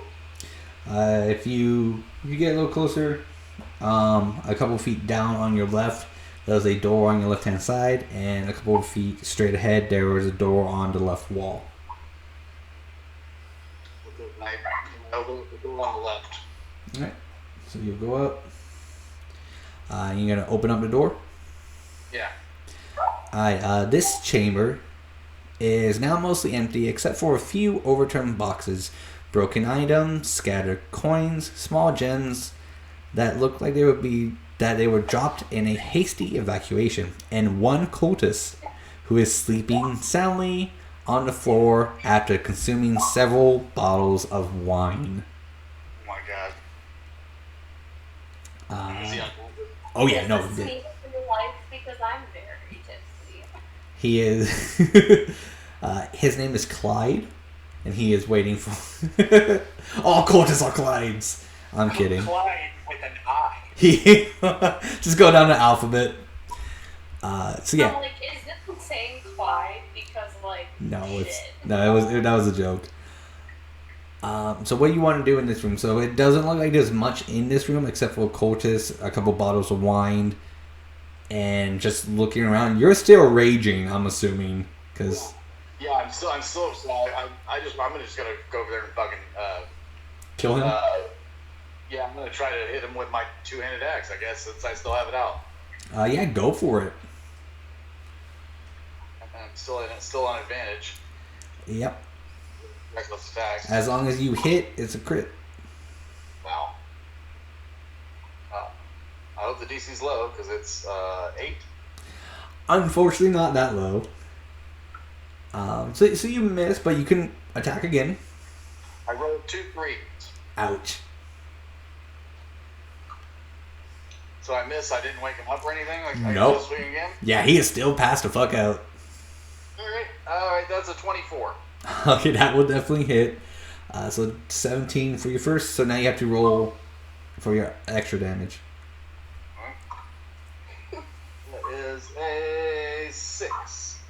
Okay, so that's 23 points of damage. 23. All right. As you chop into him, he goes, "Oh!" And he looks up, still drunk, confused. He tries to get his dagger, and he gets a couple of coins in his hand and throws it in your face. You can go ahead and attack him again. He is completely wasted. All right, roll 2 17. So that's 23. You kill him. You don't even need to roll. At that point, after the second hit, you kill him.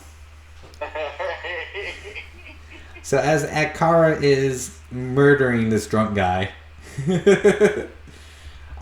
what is the other group going to do? Eugene is still unconscious, by the way, guys. Oh shit! I go over to you. I try and like get on his cheek and be like, Eugene. What? Oh God! Why? What happened to me? Oh, thank God you're alive. Why wouldn't I be?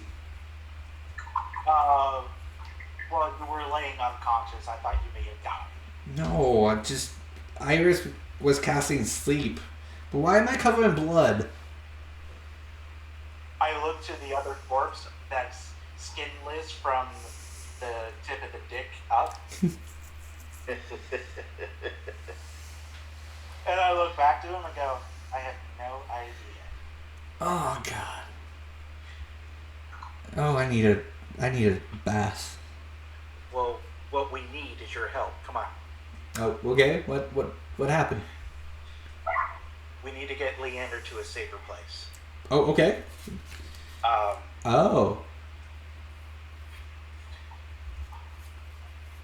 Okay.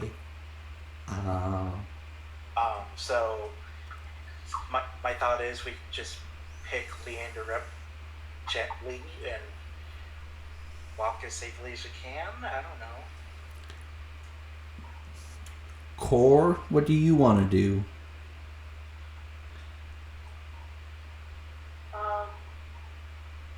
Well, she was able to pack him up to stop the bleeding, so they can move him, but they have to be really careful. Do you want to be in charge of moving him? Do you want to assist? Do you want to have Iris and Eugene do it? She's pretty strong. Okay. She's a giant cat. She can do it. Well, that is thing, since, you just, like, do you want to wait to move him until the things dry? Yeah. Okay. So Core's going to suggest that we wait to move him so the patchwork on him can dry. Okay. I get on the eye ring and I go, Adkara, where did you go? Down the hole. Peter, do I take that to mean that he's in the cave? Yeah, he's somewhere in the cave. Oh yeah, I fucking bolted. I go, I don't know if he needs my help or not, but I fucking bolted. Alright, so May-Ighe bolts it. Someone's popular. They're getting a phone call. That was me. Wow, look at you, Playboy.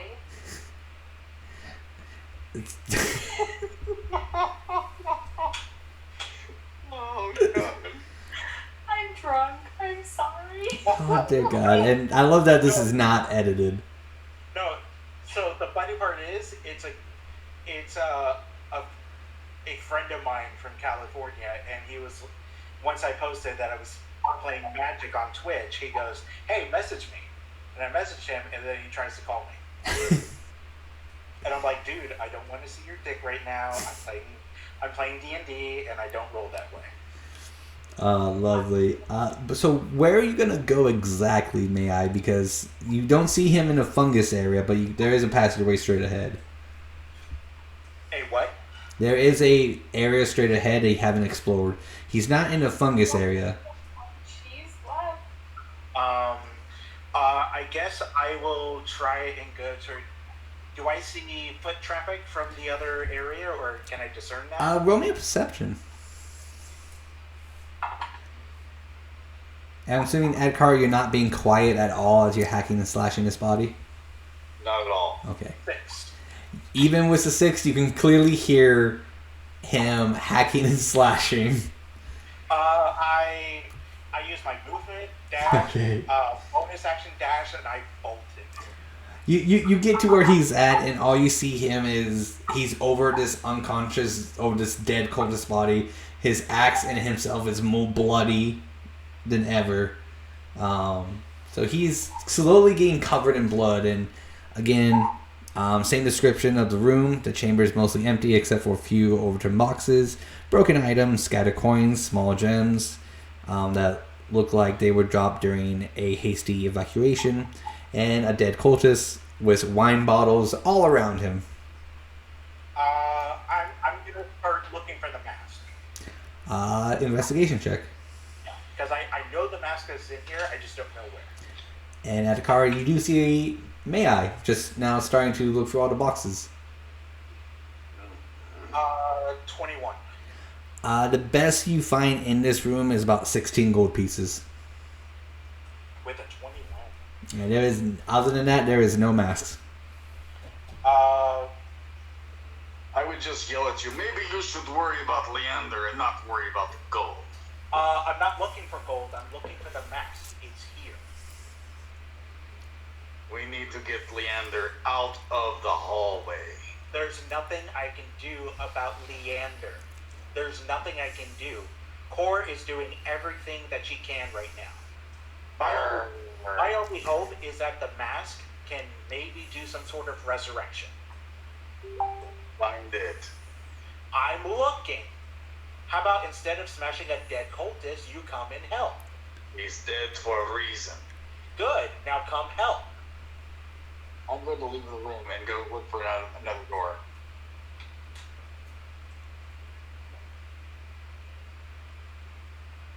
Okay.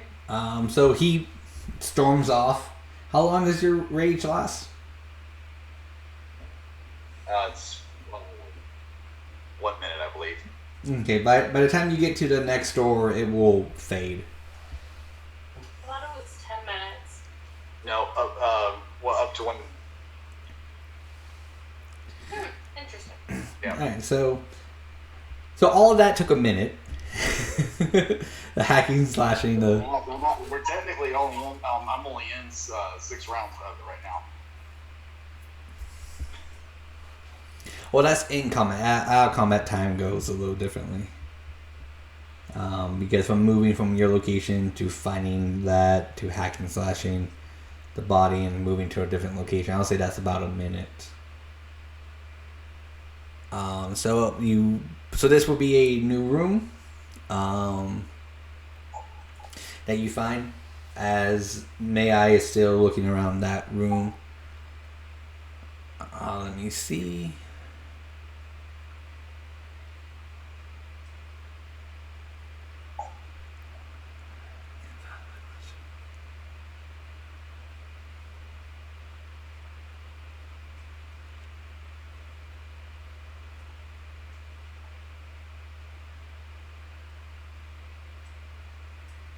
And that's where you get to the guard barracks. In this room, you do find that there. Ooh, yeah, okay. So I actually have. You find about 5 guards in this room. They look like they flip tables in front of them, and they knew you were coming. So as you open up the door, they are going to throw javelins at you.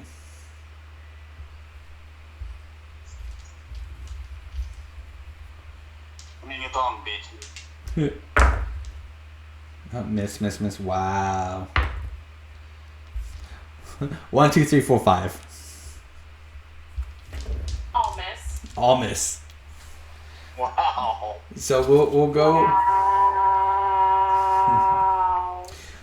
We'll place them in the initiative order so we can still keep on initiative order. As it is, so we'll say they take the surprise round of guards of the bad guys. So they lost their javelins. They all have 1 more each. So they are going to try one more time.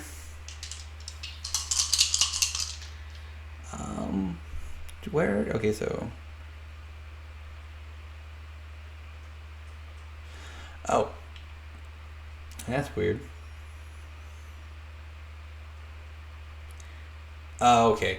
So no, they're going to run up at Adkara. Let me go ahead and get the proper.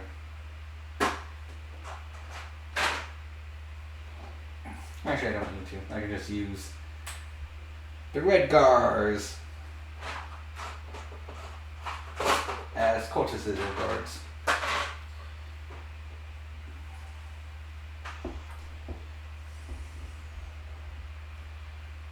Come here, my faithful minions. So one at a time will come at you because, that's how every bad guy villain fights. Does a 19 hit? Yes. Alright, so you're going to take this whopping, if I can find the correct dice for it, 5 5 damage. As he runs his spear through you. After them will be Adkara. I don't appreciate that very much, so I'm gonna attack him. Alright. I'm gonna use my hand axes. Okay. I'll roll everything at once. And the first hit is a 16. Ooh, 16 will hit. I'm raging, but I'm no longer doing reckless attack. Okay.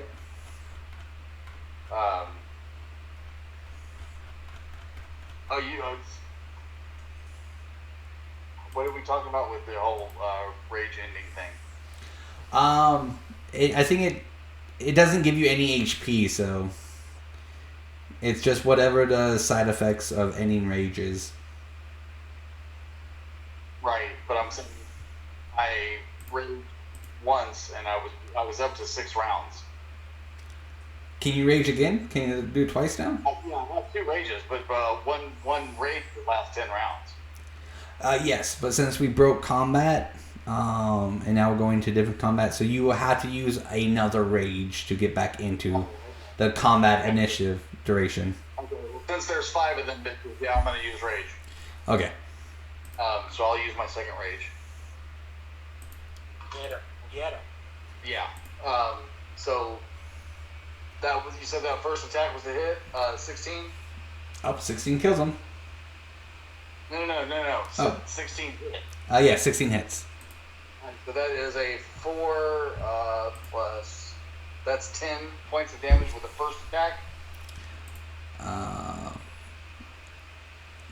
Okay, he is still up, but he's bloodied. Okay. And that is a 13 to hit second attack. 13 misses. Damn.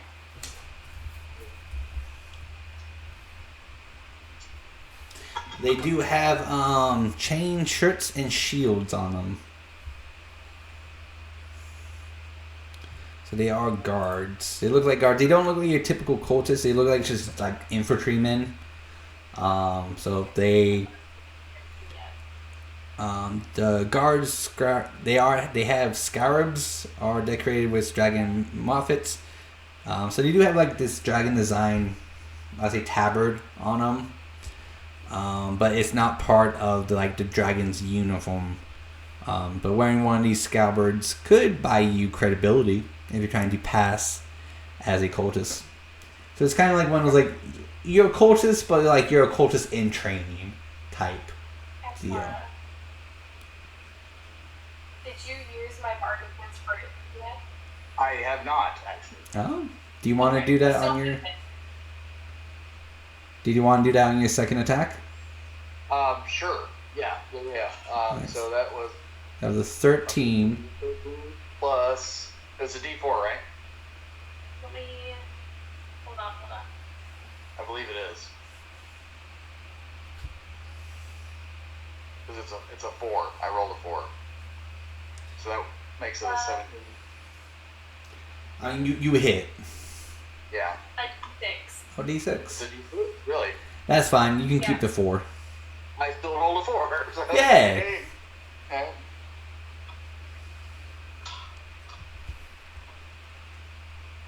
So that is a hit now.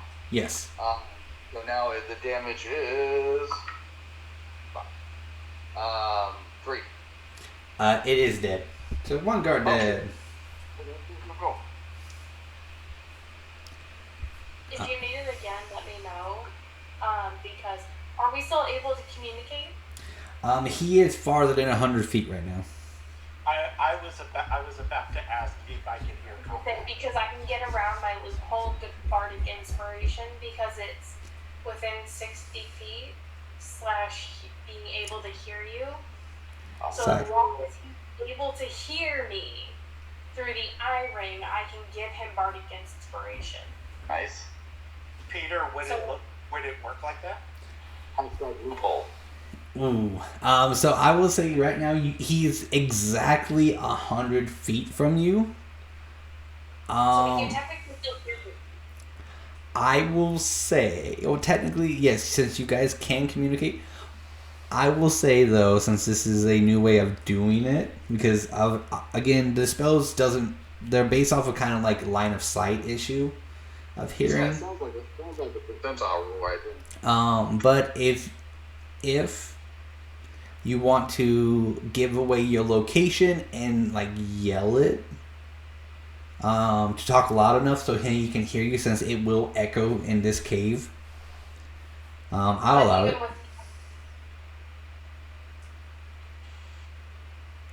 Sorry, you. I'm still able to communicate, according to you. Yes, you can say. You know, I'll give it as long as he's within the range, since he's within the range of you. Because the range is As what. far as what I cast. So if I give him bardic inspiration at the time, he can still move without, like out of the range, but he will still have bardic inspiration because I already cast it. Correct? So you're looking to give it to him again, correct? Correct. I have 5 Yeah. expenditures of bardic inspiration, and I've only used 1. Correct. And the bardic inspiration is 60 feet, or if they can hear you. Correct. So then yes, as long as he can hear you, you're good. Peter, did I hear combat? Yeah, he's not being quiet at all. So. Okay. Raging like monster. But the next in initiative is Iris. Congratulations, Adkara. You have another bardic inspiration at your disposal. Is there a bow and arrow in this room that I was living? Roll me a percentile, and then Iris, roll me a percentile as well.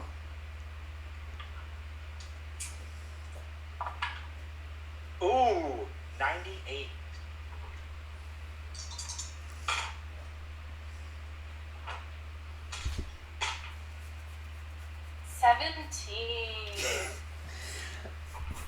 So you find a cobalt size bow. Is it a short bow? Yes, it's a short cobalt size. So it's a small short bow. With a quiver of arrows? 20 arrows. Great. And I know I would like to use that. Go over to where I hear the combat.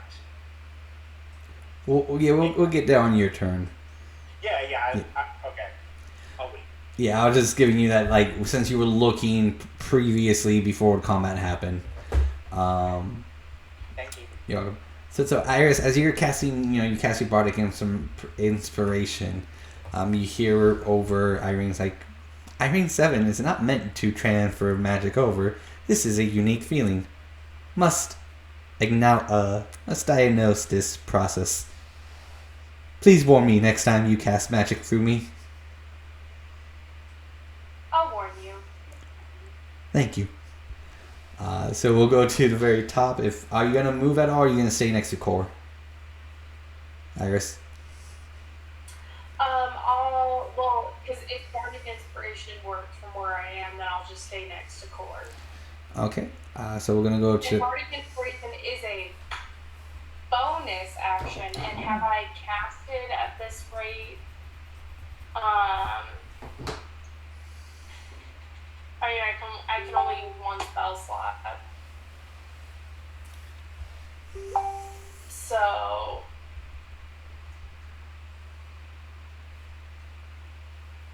either detect magic or identify.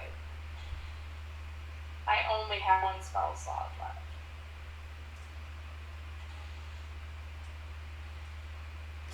To try and help Leander.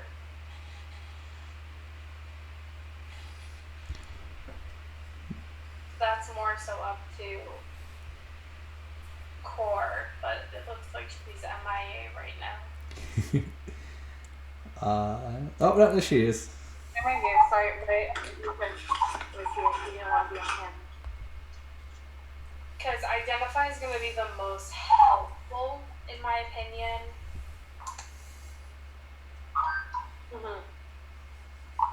Because it says you choose because it's touch.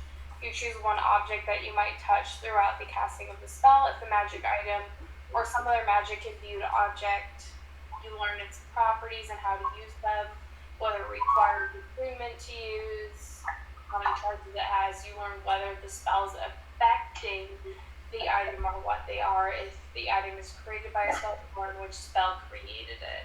It's up to you. That's identified. Obviously, I want to try and help as much as I can. Saving Leander. So, otherwise, my other option is detect magic, which is. I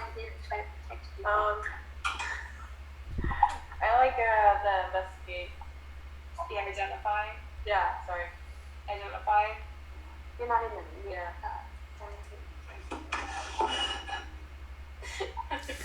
Just hearing Elliot say stuff in the background.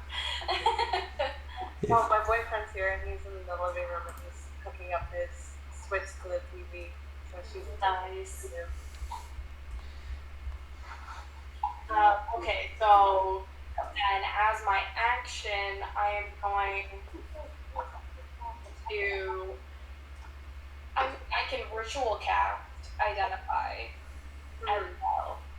It will take me 10 minutes to cast it. And at the same time, it will allow me not to expend a spell slot, yeah. but still learn the exact same things. Yeah. It's up to you if you want to do it as a ritual or a spell. It's really up to you.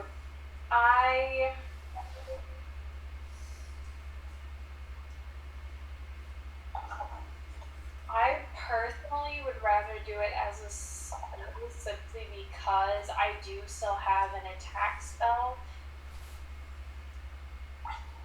that I can use that's a cantrip. And plus time is of the essence when it comes to Leander. Yeah. So I would kind of rather use it as an actual spell slot.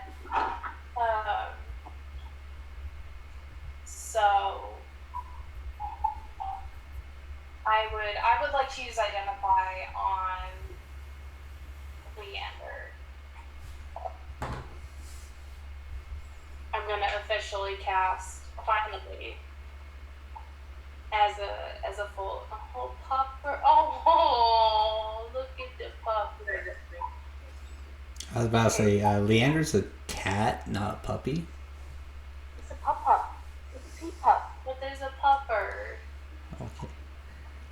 So you're trying to identify what killed him? Correct.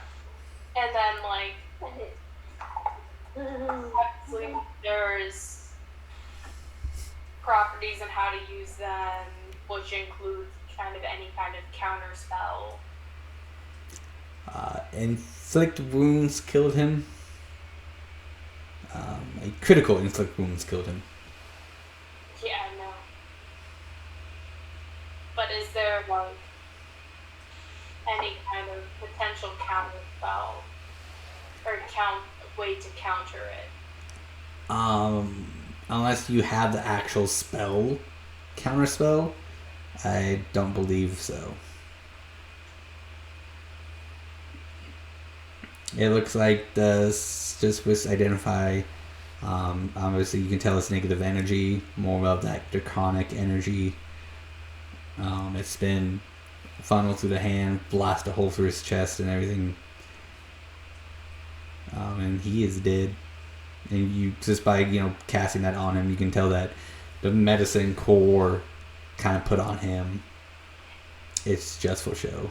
Question: is there any way I am draconic? Well, not draconic, but I am infernal by nature, which is very close to draconic. Is there any way, kind of like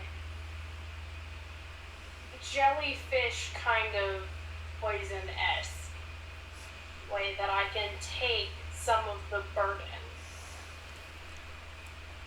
You want to transfer your life into his life. Possibly part of it, to where I am still alive. I don't mind taking a hit, but I don't want to die. I was about to say you would if we did find a way to justify this, it would be you taking your life in exchange for his. Okay. Now if you and Cole are lucky enough, and I mean lucky enough, you can attempt a ritual as long as you still have that slot available to you guys. And I've done something a little bit of this in my other game, of dumping magic into something. Since Core is a healer and cleric, it will pretty much drain, if successful, it will bring Leander back, but it does not necessarily mean Core will have her magical abilities anymore. And same with you as well. Because you guys are just at a low level that you guys are asking for something extremely big, and this is probably will be the payment of it. Because you guys don't have the diamonds or the stardust or whatever the hell you need to cast a spell. So payment would be, I want your magic to bring this person's life back. If you're even able to pull it off. Leander would multiply. Now, you can always do the dark and satanic ritual way, sacrifice another life to bring Cole back. Which we already, so, well, we already technically have fulfilled that because we did sacrifice other cultists. Murdered other cultists. This was. Sacrifice for the same thing, okay? There's 4 more in the room where I'm at. This would also be, you need to sacrifice enough to please whoever God is going to bring Leander back. But then the question is, will Leander serve that God? It could be. I mean, the Leander's God could bring him back and be like, okay, I'll accept this ritual. A evil God can disguise itself and be like, I'm going to raise this person, and now this person has a curse on them. And same with you guys as well. It will be a very risky thing for you guys to do, but if you want to, you're more than welcome to. Or you My can. thing is, like, I've already had this happen specifically to my character, and she is literally just the right hand of death, which means she just collects souls of people who deserve to die or deserve to be in the underworld. So I'm like, do we want to? No, we're not taking that risk. Okay. So you would rather have Leander die than try and resurrect him in any shape or form. Was that directed to Core or me? Core. Okay.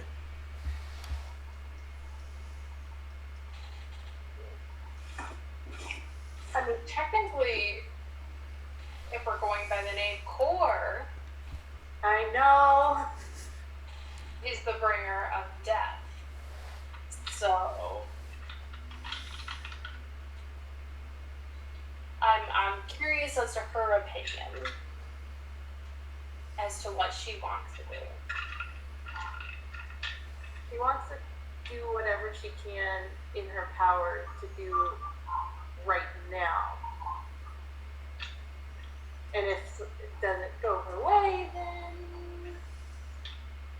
maybe. Because I want to make sure that it's her intention Because I'm not going to do anything, because Core has proven to me, with Iris, that she was with her.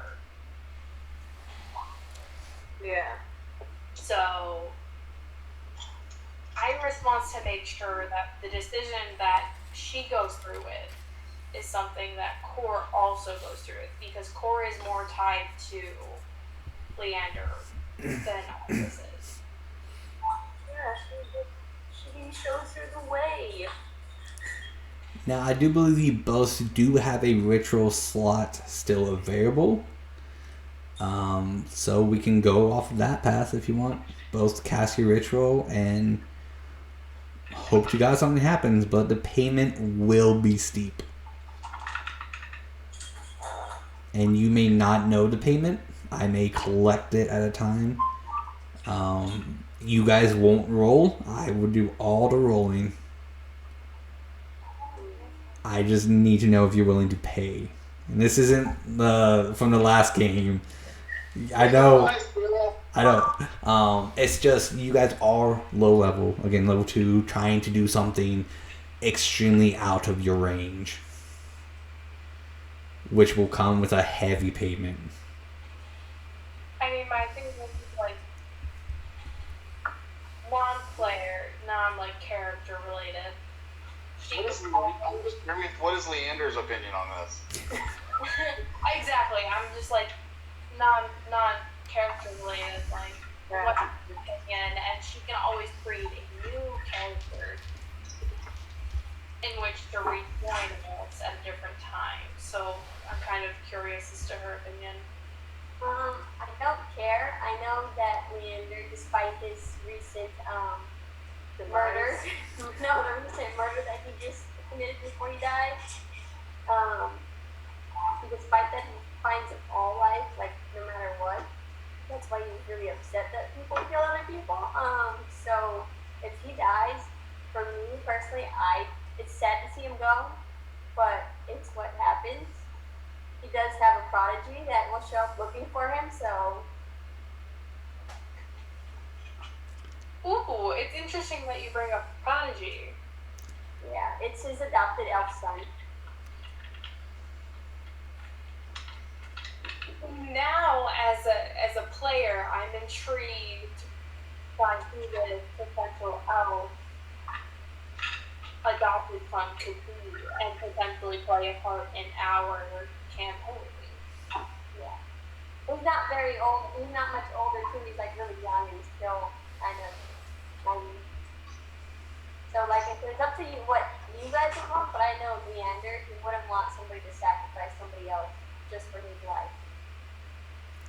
But if it means not sacrificing his life to get you back, would that be okay?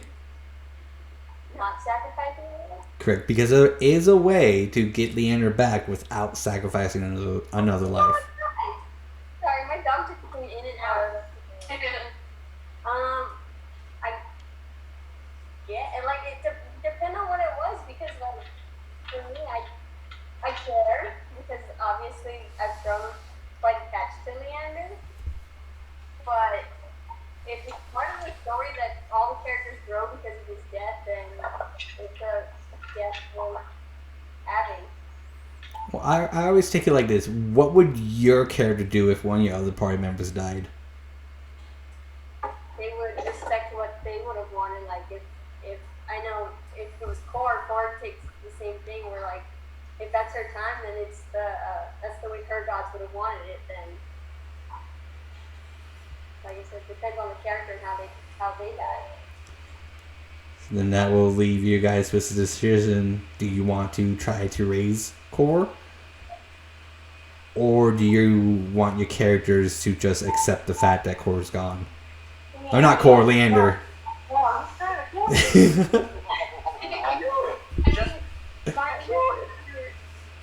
Since she as much as she feels a tie to the group now at this point, she still kind of feels slightly outside. Like she's not 100% in yet, but there's still like a little bit part of her that's like, I'm an outsider, they can turn on me at any time kind of thing. So she would honor the death, but at the same time try to do her best to, not avenged, but in memoriam be like, I'm going to do the best I can to make sure this doesn't happen again.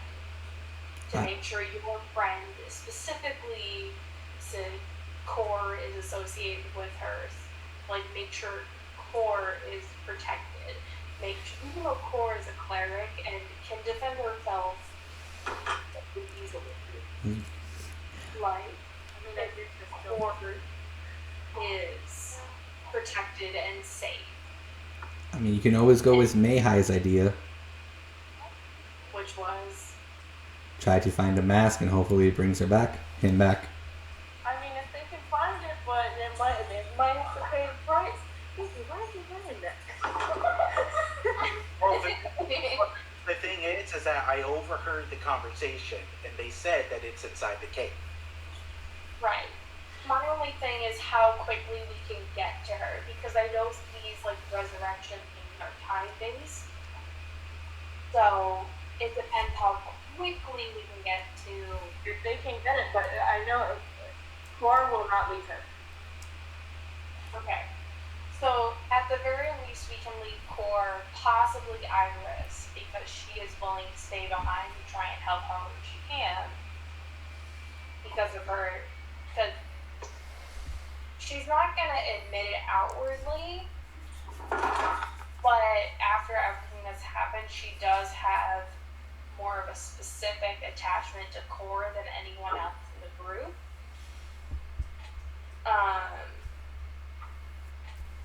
Again, she's not going to admit it outwardly, but as Sarah, her player.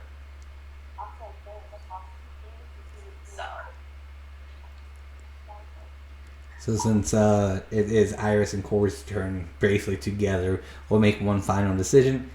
Do you want to try to res her with your ritual, or res him with your ritual spell slots, or do you want to try to find a mask? I guess I find the mask. Find the mask? Okay, so Iris is going to go with whatever Core's decision is, which is find the mask. So... Alright, so now is Iris going to stay with Core, or are you going to go with the rest of the group? I think the group, especially since now she has a dagger. Well, if Iris goes with the group, then Eugene can stay with her. True. And Eugene is awake now, correct? Yes, he is covered in blood and awake. So Eugene can stay with them. So as long as someone is with Core and Leander, Iris is okay because she can at least stay connected to them with the eye ring. Alright. So Iris will continue on and try and help find the mask to potentially see if they can help. Alright. So we'll have you move 30 more feet into a cave. We'll finish with the combat, then we'll call it for the night. Since it is past our time. I don't mind that took quite a while. It's nice good character development and talking about raising the character. So we'll say that was Iris and Core's turn, since Core... Yeah? Before Iris leaves, I know that Core will probably try to do Spare the Dying. Obviously, it's not going to work, but, again, she's going to try everything that she can. Okay. So she's going to cast Spare the Dying. Obviously, she's crying. But she's also going to pray to her God at the same time. And she's going to tell her God, she knows that, obviously, gods can't do like too much, obviously, like she knows, but she wanted to make the prayer and make it known. So I wrote this like just a minute ago. She says, "Gracious God, I call on thee right now in a special way. It is through your power that I was created. Every breath I take, every morning I wake, and every moment of every hour I live under your power. I ask you now to touch me with that same power. Fill me with the healing power of your spirit. Help me to cast out anything that shouldn't be in him and mend what has been broken. Help me to be all that you would give out through me. Let the warmth of your healing and love pass through him." Roll me a percentile. Damn, that's a good thing shit. Right, yeah. I'm just like, I'm over here, I am 100% tipsy / drunk, and I'm about to start crying. 85. We will get back to you. Stop with the A good minute writing this out. So Iris will go around the corner to trying to help the other group. Core will say that with Eugene present, and just he will comfort Core as best as he can / as much as Core will allow. As in, he will just stay by her side. Whatever she needs, he'll be there. We'll go on to Core. May I? Okay. How far am I from the combat? You're about 50 feet away from Adkara. Alright, I'm going to use my movement and my bonus action dash for 50 feet. Alright. So you have Adkara and then the room. So you're around the corner of the room. Am I able to speed in so I can do like a shooting with a bow? Not until Adkara moves forward. Okay. Am I behind Adkara? You're on his left. So like he's right outside the door. When he opened it, they attacked him. Okay. I'm going to use the eye-ring, and I'm going to say, we have more cultists. We need all hands on deck in the cave. Hang a right when you walk in. Don't go towards the fun guy. I thought you said fun guy. And I was like, where's the fun guy? Hey! some fun guys. Hey! That's what Clyde is. And then I will ready an action. If I can see a guard, I will shoot with my bow. All right. After May-Ighe, we go to Eugene, who is just comforting Core the best as he can. Then we go to the guards. The guard will step forward. Your ready action goes off. My ready action goes on. Yeah.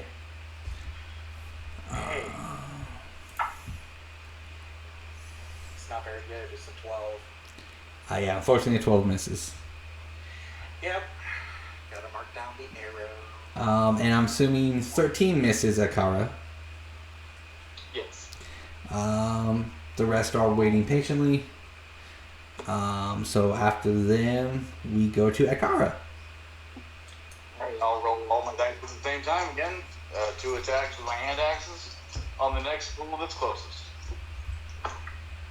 If you have the second inspiration, Yes. should you choose to use it? Does 14 hit? 14 does not hit. Oh! I'm going to use my inspiration there.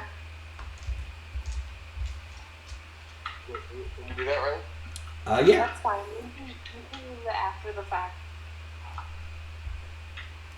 And 4.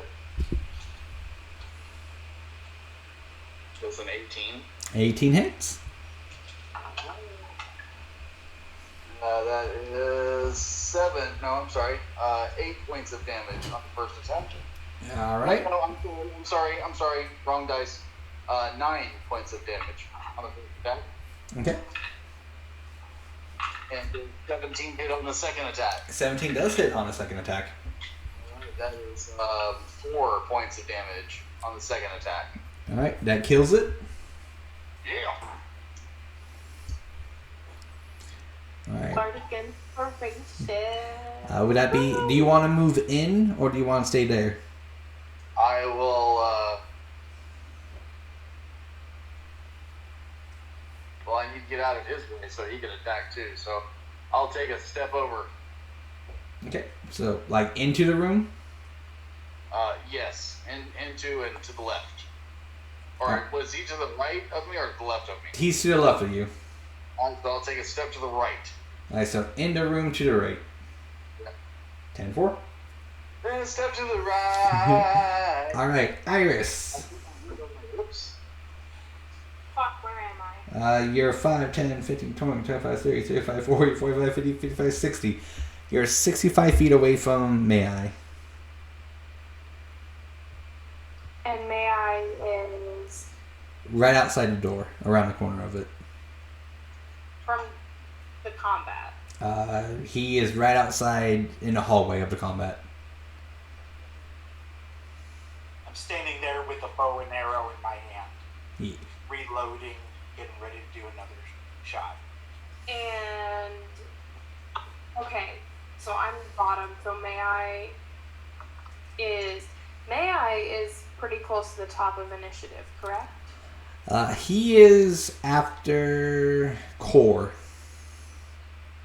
And Core is the top at this point. Yeah, Core is the top. So I will give. He can hear me, correct? Yes. Through iRing. I will give him Bardic Inspiration. Yeah, you. What do you do to inspire me?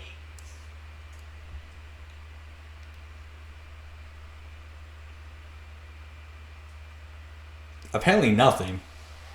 I think that we know. It's Iris. That can entail anything. Yeah, she just has to look at me and just like use her tail as like a little whip a little bit, and I'm like,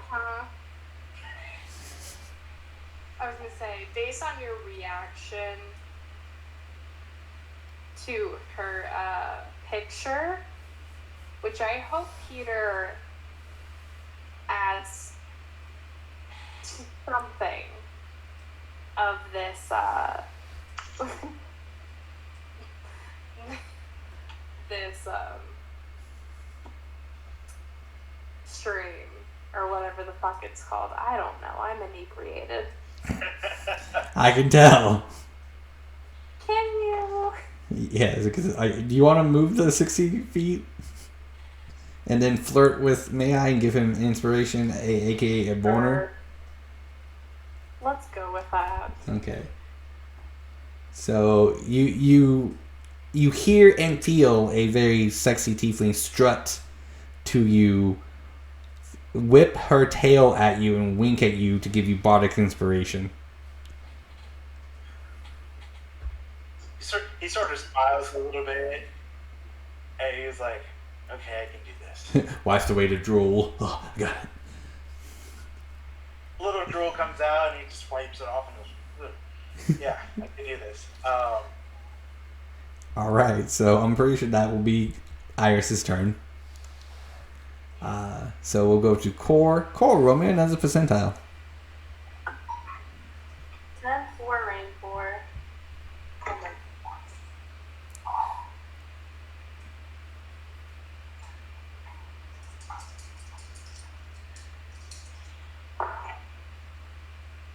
Uh, 42.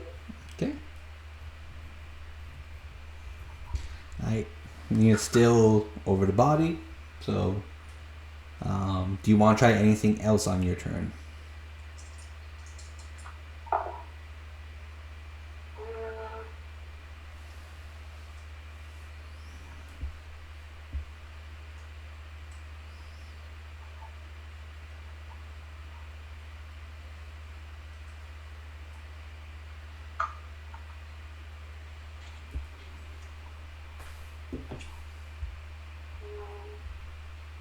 Is this Probably like clean them off. And just keep writing over him and like looking like keeping him. You would like a basket, you know? Okay. That's my turn. All right. So just cleaning him off. So you're just gonna clean, like, just get him nice and neat. Yeah, she's still like praying over, like silently praying over him. All right. After core would be May-Ighe. That prayer. Yeah. So let me know when you stop. So this is what his internal monologue, this is what he's hearing as Iris comes and flirts with him.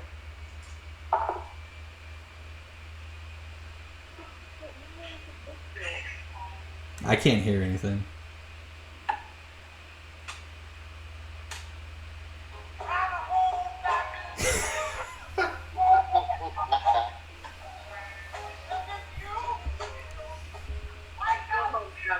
Go home. Yes.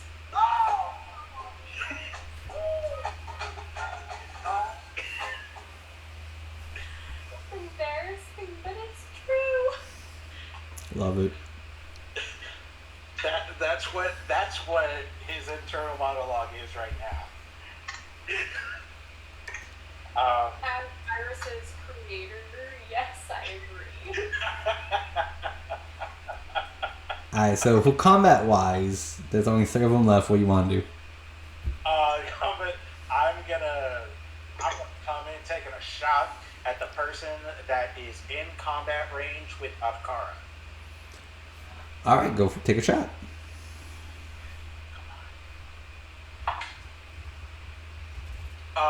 16.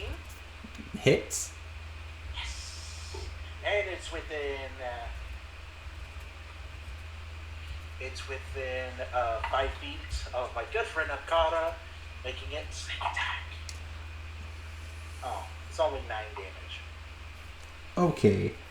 It's still something, though. Yeah. Yeah. Alright. Anything else? Yeah, I'm gonna use my bonus action to hide. Alright, roll your stealth. 11.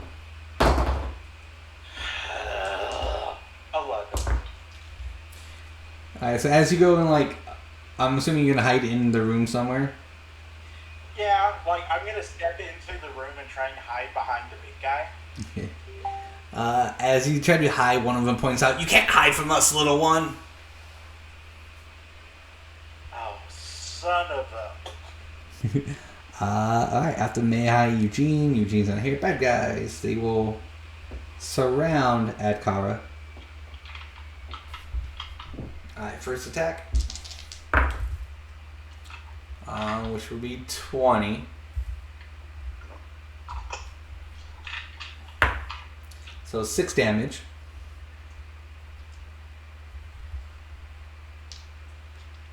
Second attack.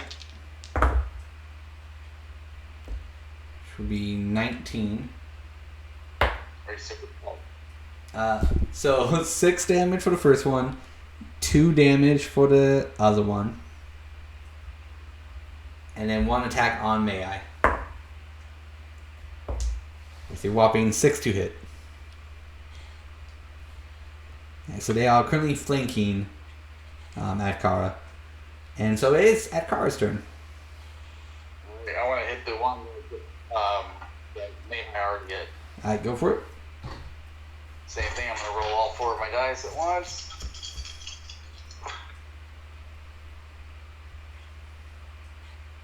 Okay, first attack is a 11, so that's probably not going to hit. Correct, 11 misses. Yeah. And then 16. 16 hits. It's only 3 points of damage. Kills it. Good. So that leaves 2 left. Yeah. So if you are done, we go to Iris. Okay, so so Iris is still next to. You are 15 feet away from the door in order to attack someone. So 15 feet from the door, which means I can take the extra 15 feet to move into the combat, but I can still attack. Yeah, with a melee weapon. Attack. Oh, spells, whatever you got.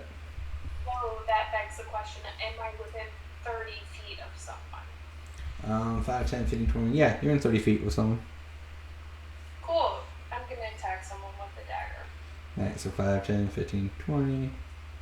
Hey, and since you're next to your buddy May-Ighe, you get advantage because of flanking. Beautiful.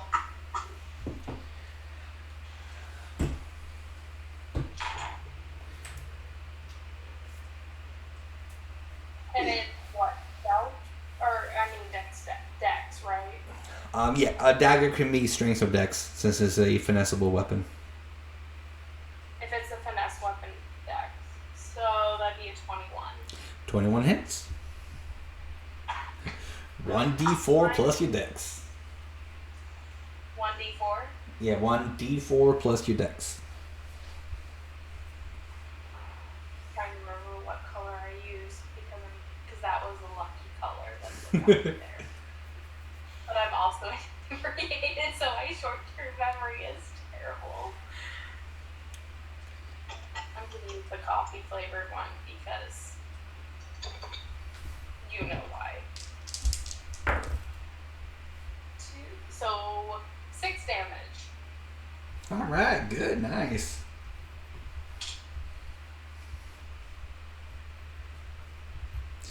Alright.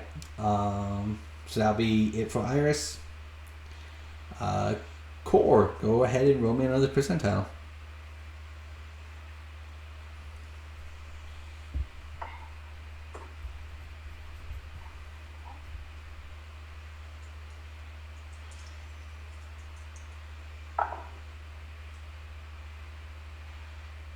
That is a 72.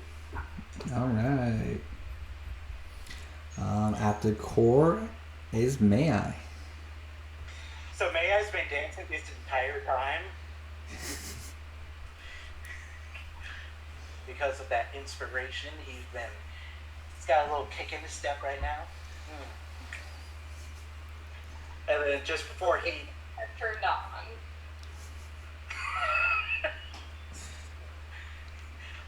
Travis will not respond.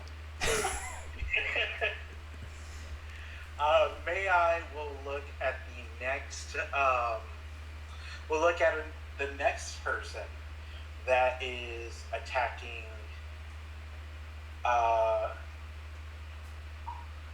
Which of the guards are attacking an ally? They both are. Am I within range of one of them? Yep. Am I within 5 feet of any of them? Yep. Okay. So I sort of put the short bow away, I pull out my magical dagger, and I try and stab him. Alright, roll that stabby. Is this with advantage? This is... Yes. Oh, thank God. So we're looking at a dirty 20. Alright, that would hit. Great. Sneak attack. 8. 8 No, damage. 9. 9? Alright, that'll be the one that Iris hits and kills it. One left. And then when I stab him, I go, let's get it on. And then just looks around for the next victim. And as a bonus action, he will try to hide somewhere in this room. Alright, roll for it. From that song, Iris is riding high at this point. She's running purely on adrenaline. 25. Stop trying to hide! 27. Okay, damn it. I got 26. Also off. 19 plus 8. Alright. Nice. Okay. So we'll go to Eugene. Eugene will go to Core and just kind of hold her hand and kind of like give that energy and spiritualness to her, and you know, that thoughts and prayer there. So we'll pass Eugene. We'll go to the bad guys. They will do his one attack. And I do believe a 16 hits the Goliath. Yeah. 16 is my AC. Alright. 5 damage. I am hurting real bad. You've taken a lot and you're still standing. Yeah, Cool. if I take one more hit, then I'll probably be out. Yeah, same here. Well, luckily it is your turn.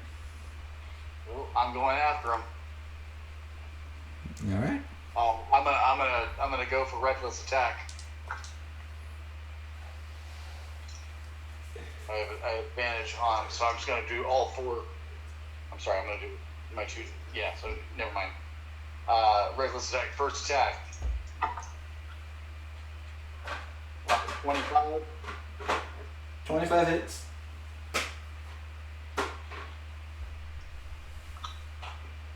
That's gonna be 8 points of damage. Okay. Still up. Yep. Second attack. 18. That will hit. And that is 4 points of damage. That kills it. Yes!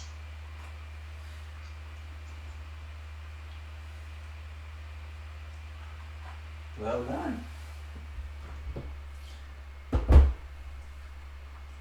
And then I'm gonna fall to my knees and just be tired. Alright. So we will wrap this up with Core. Roll me a percentile.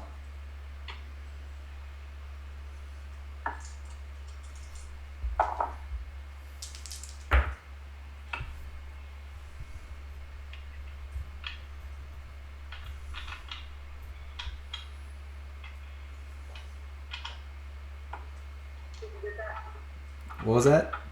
96. And then roll me one more.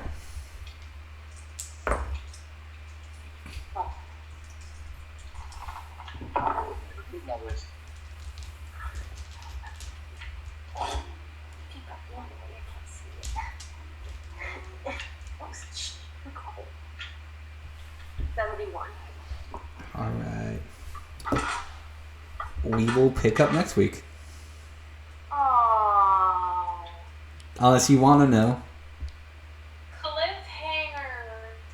Well, for the audience at home, we will leave it at a cliffhanger. And hopefully you guys will tune back in next Saturday for an unedited version of The Path of Two.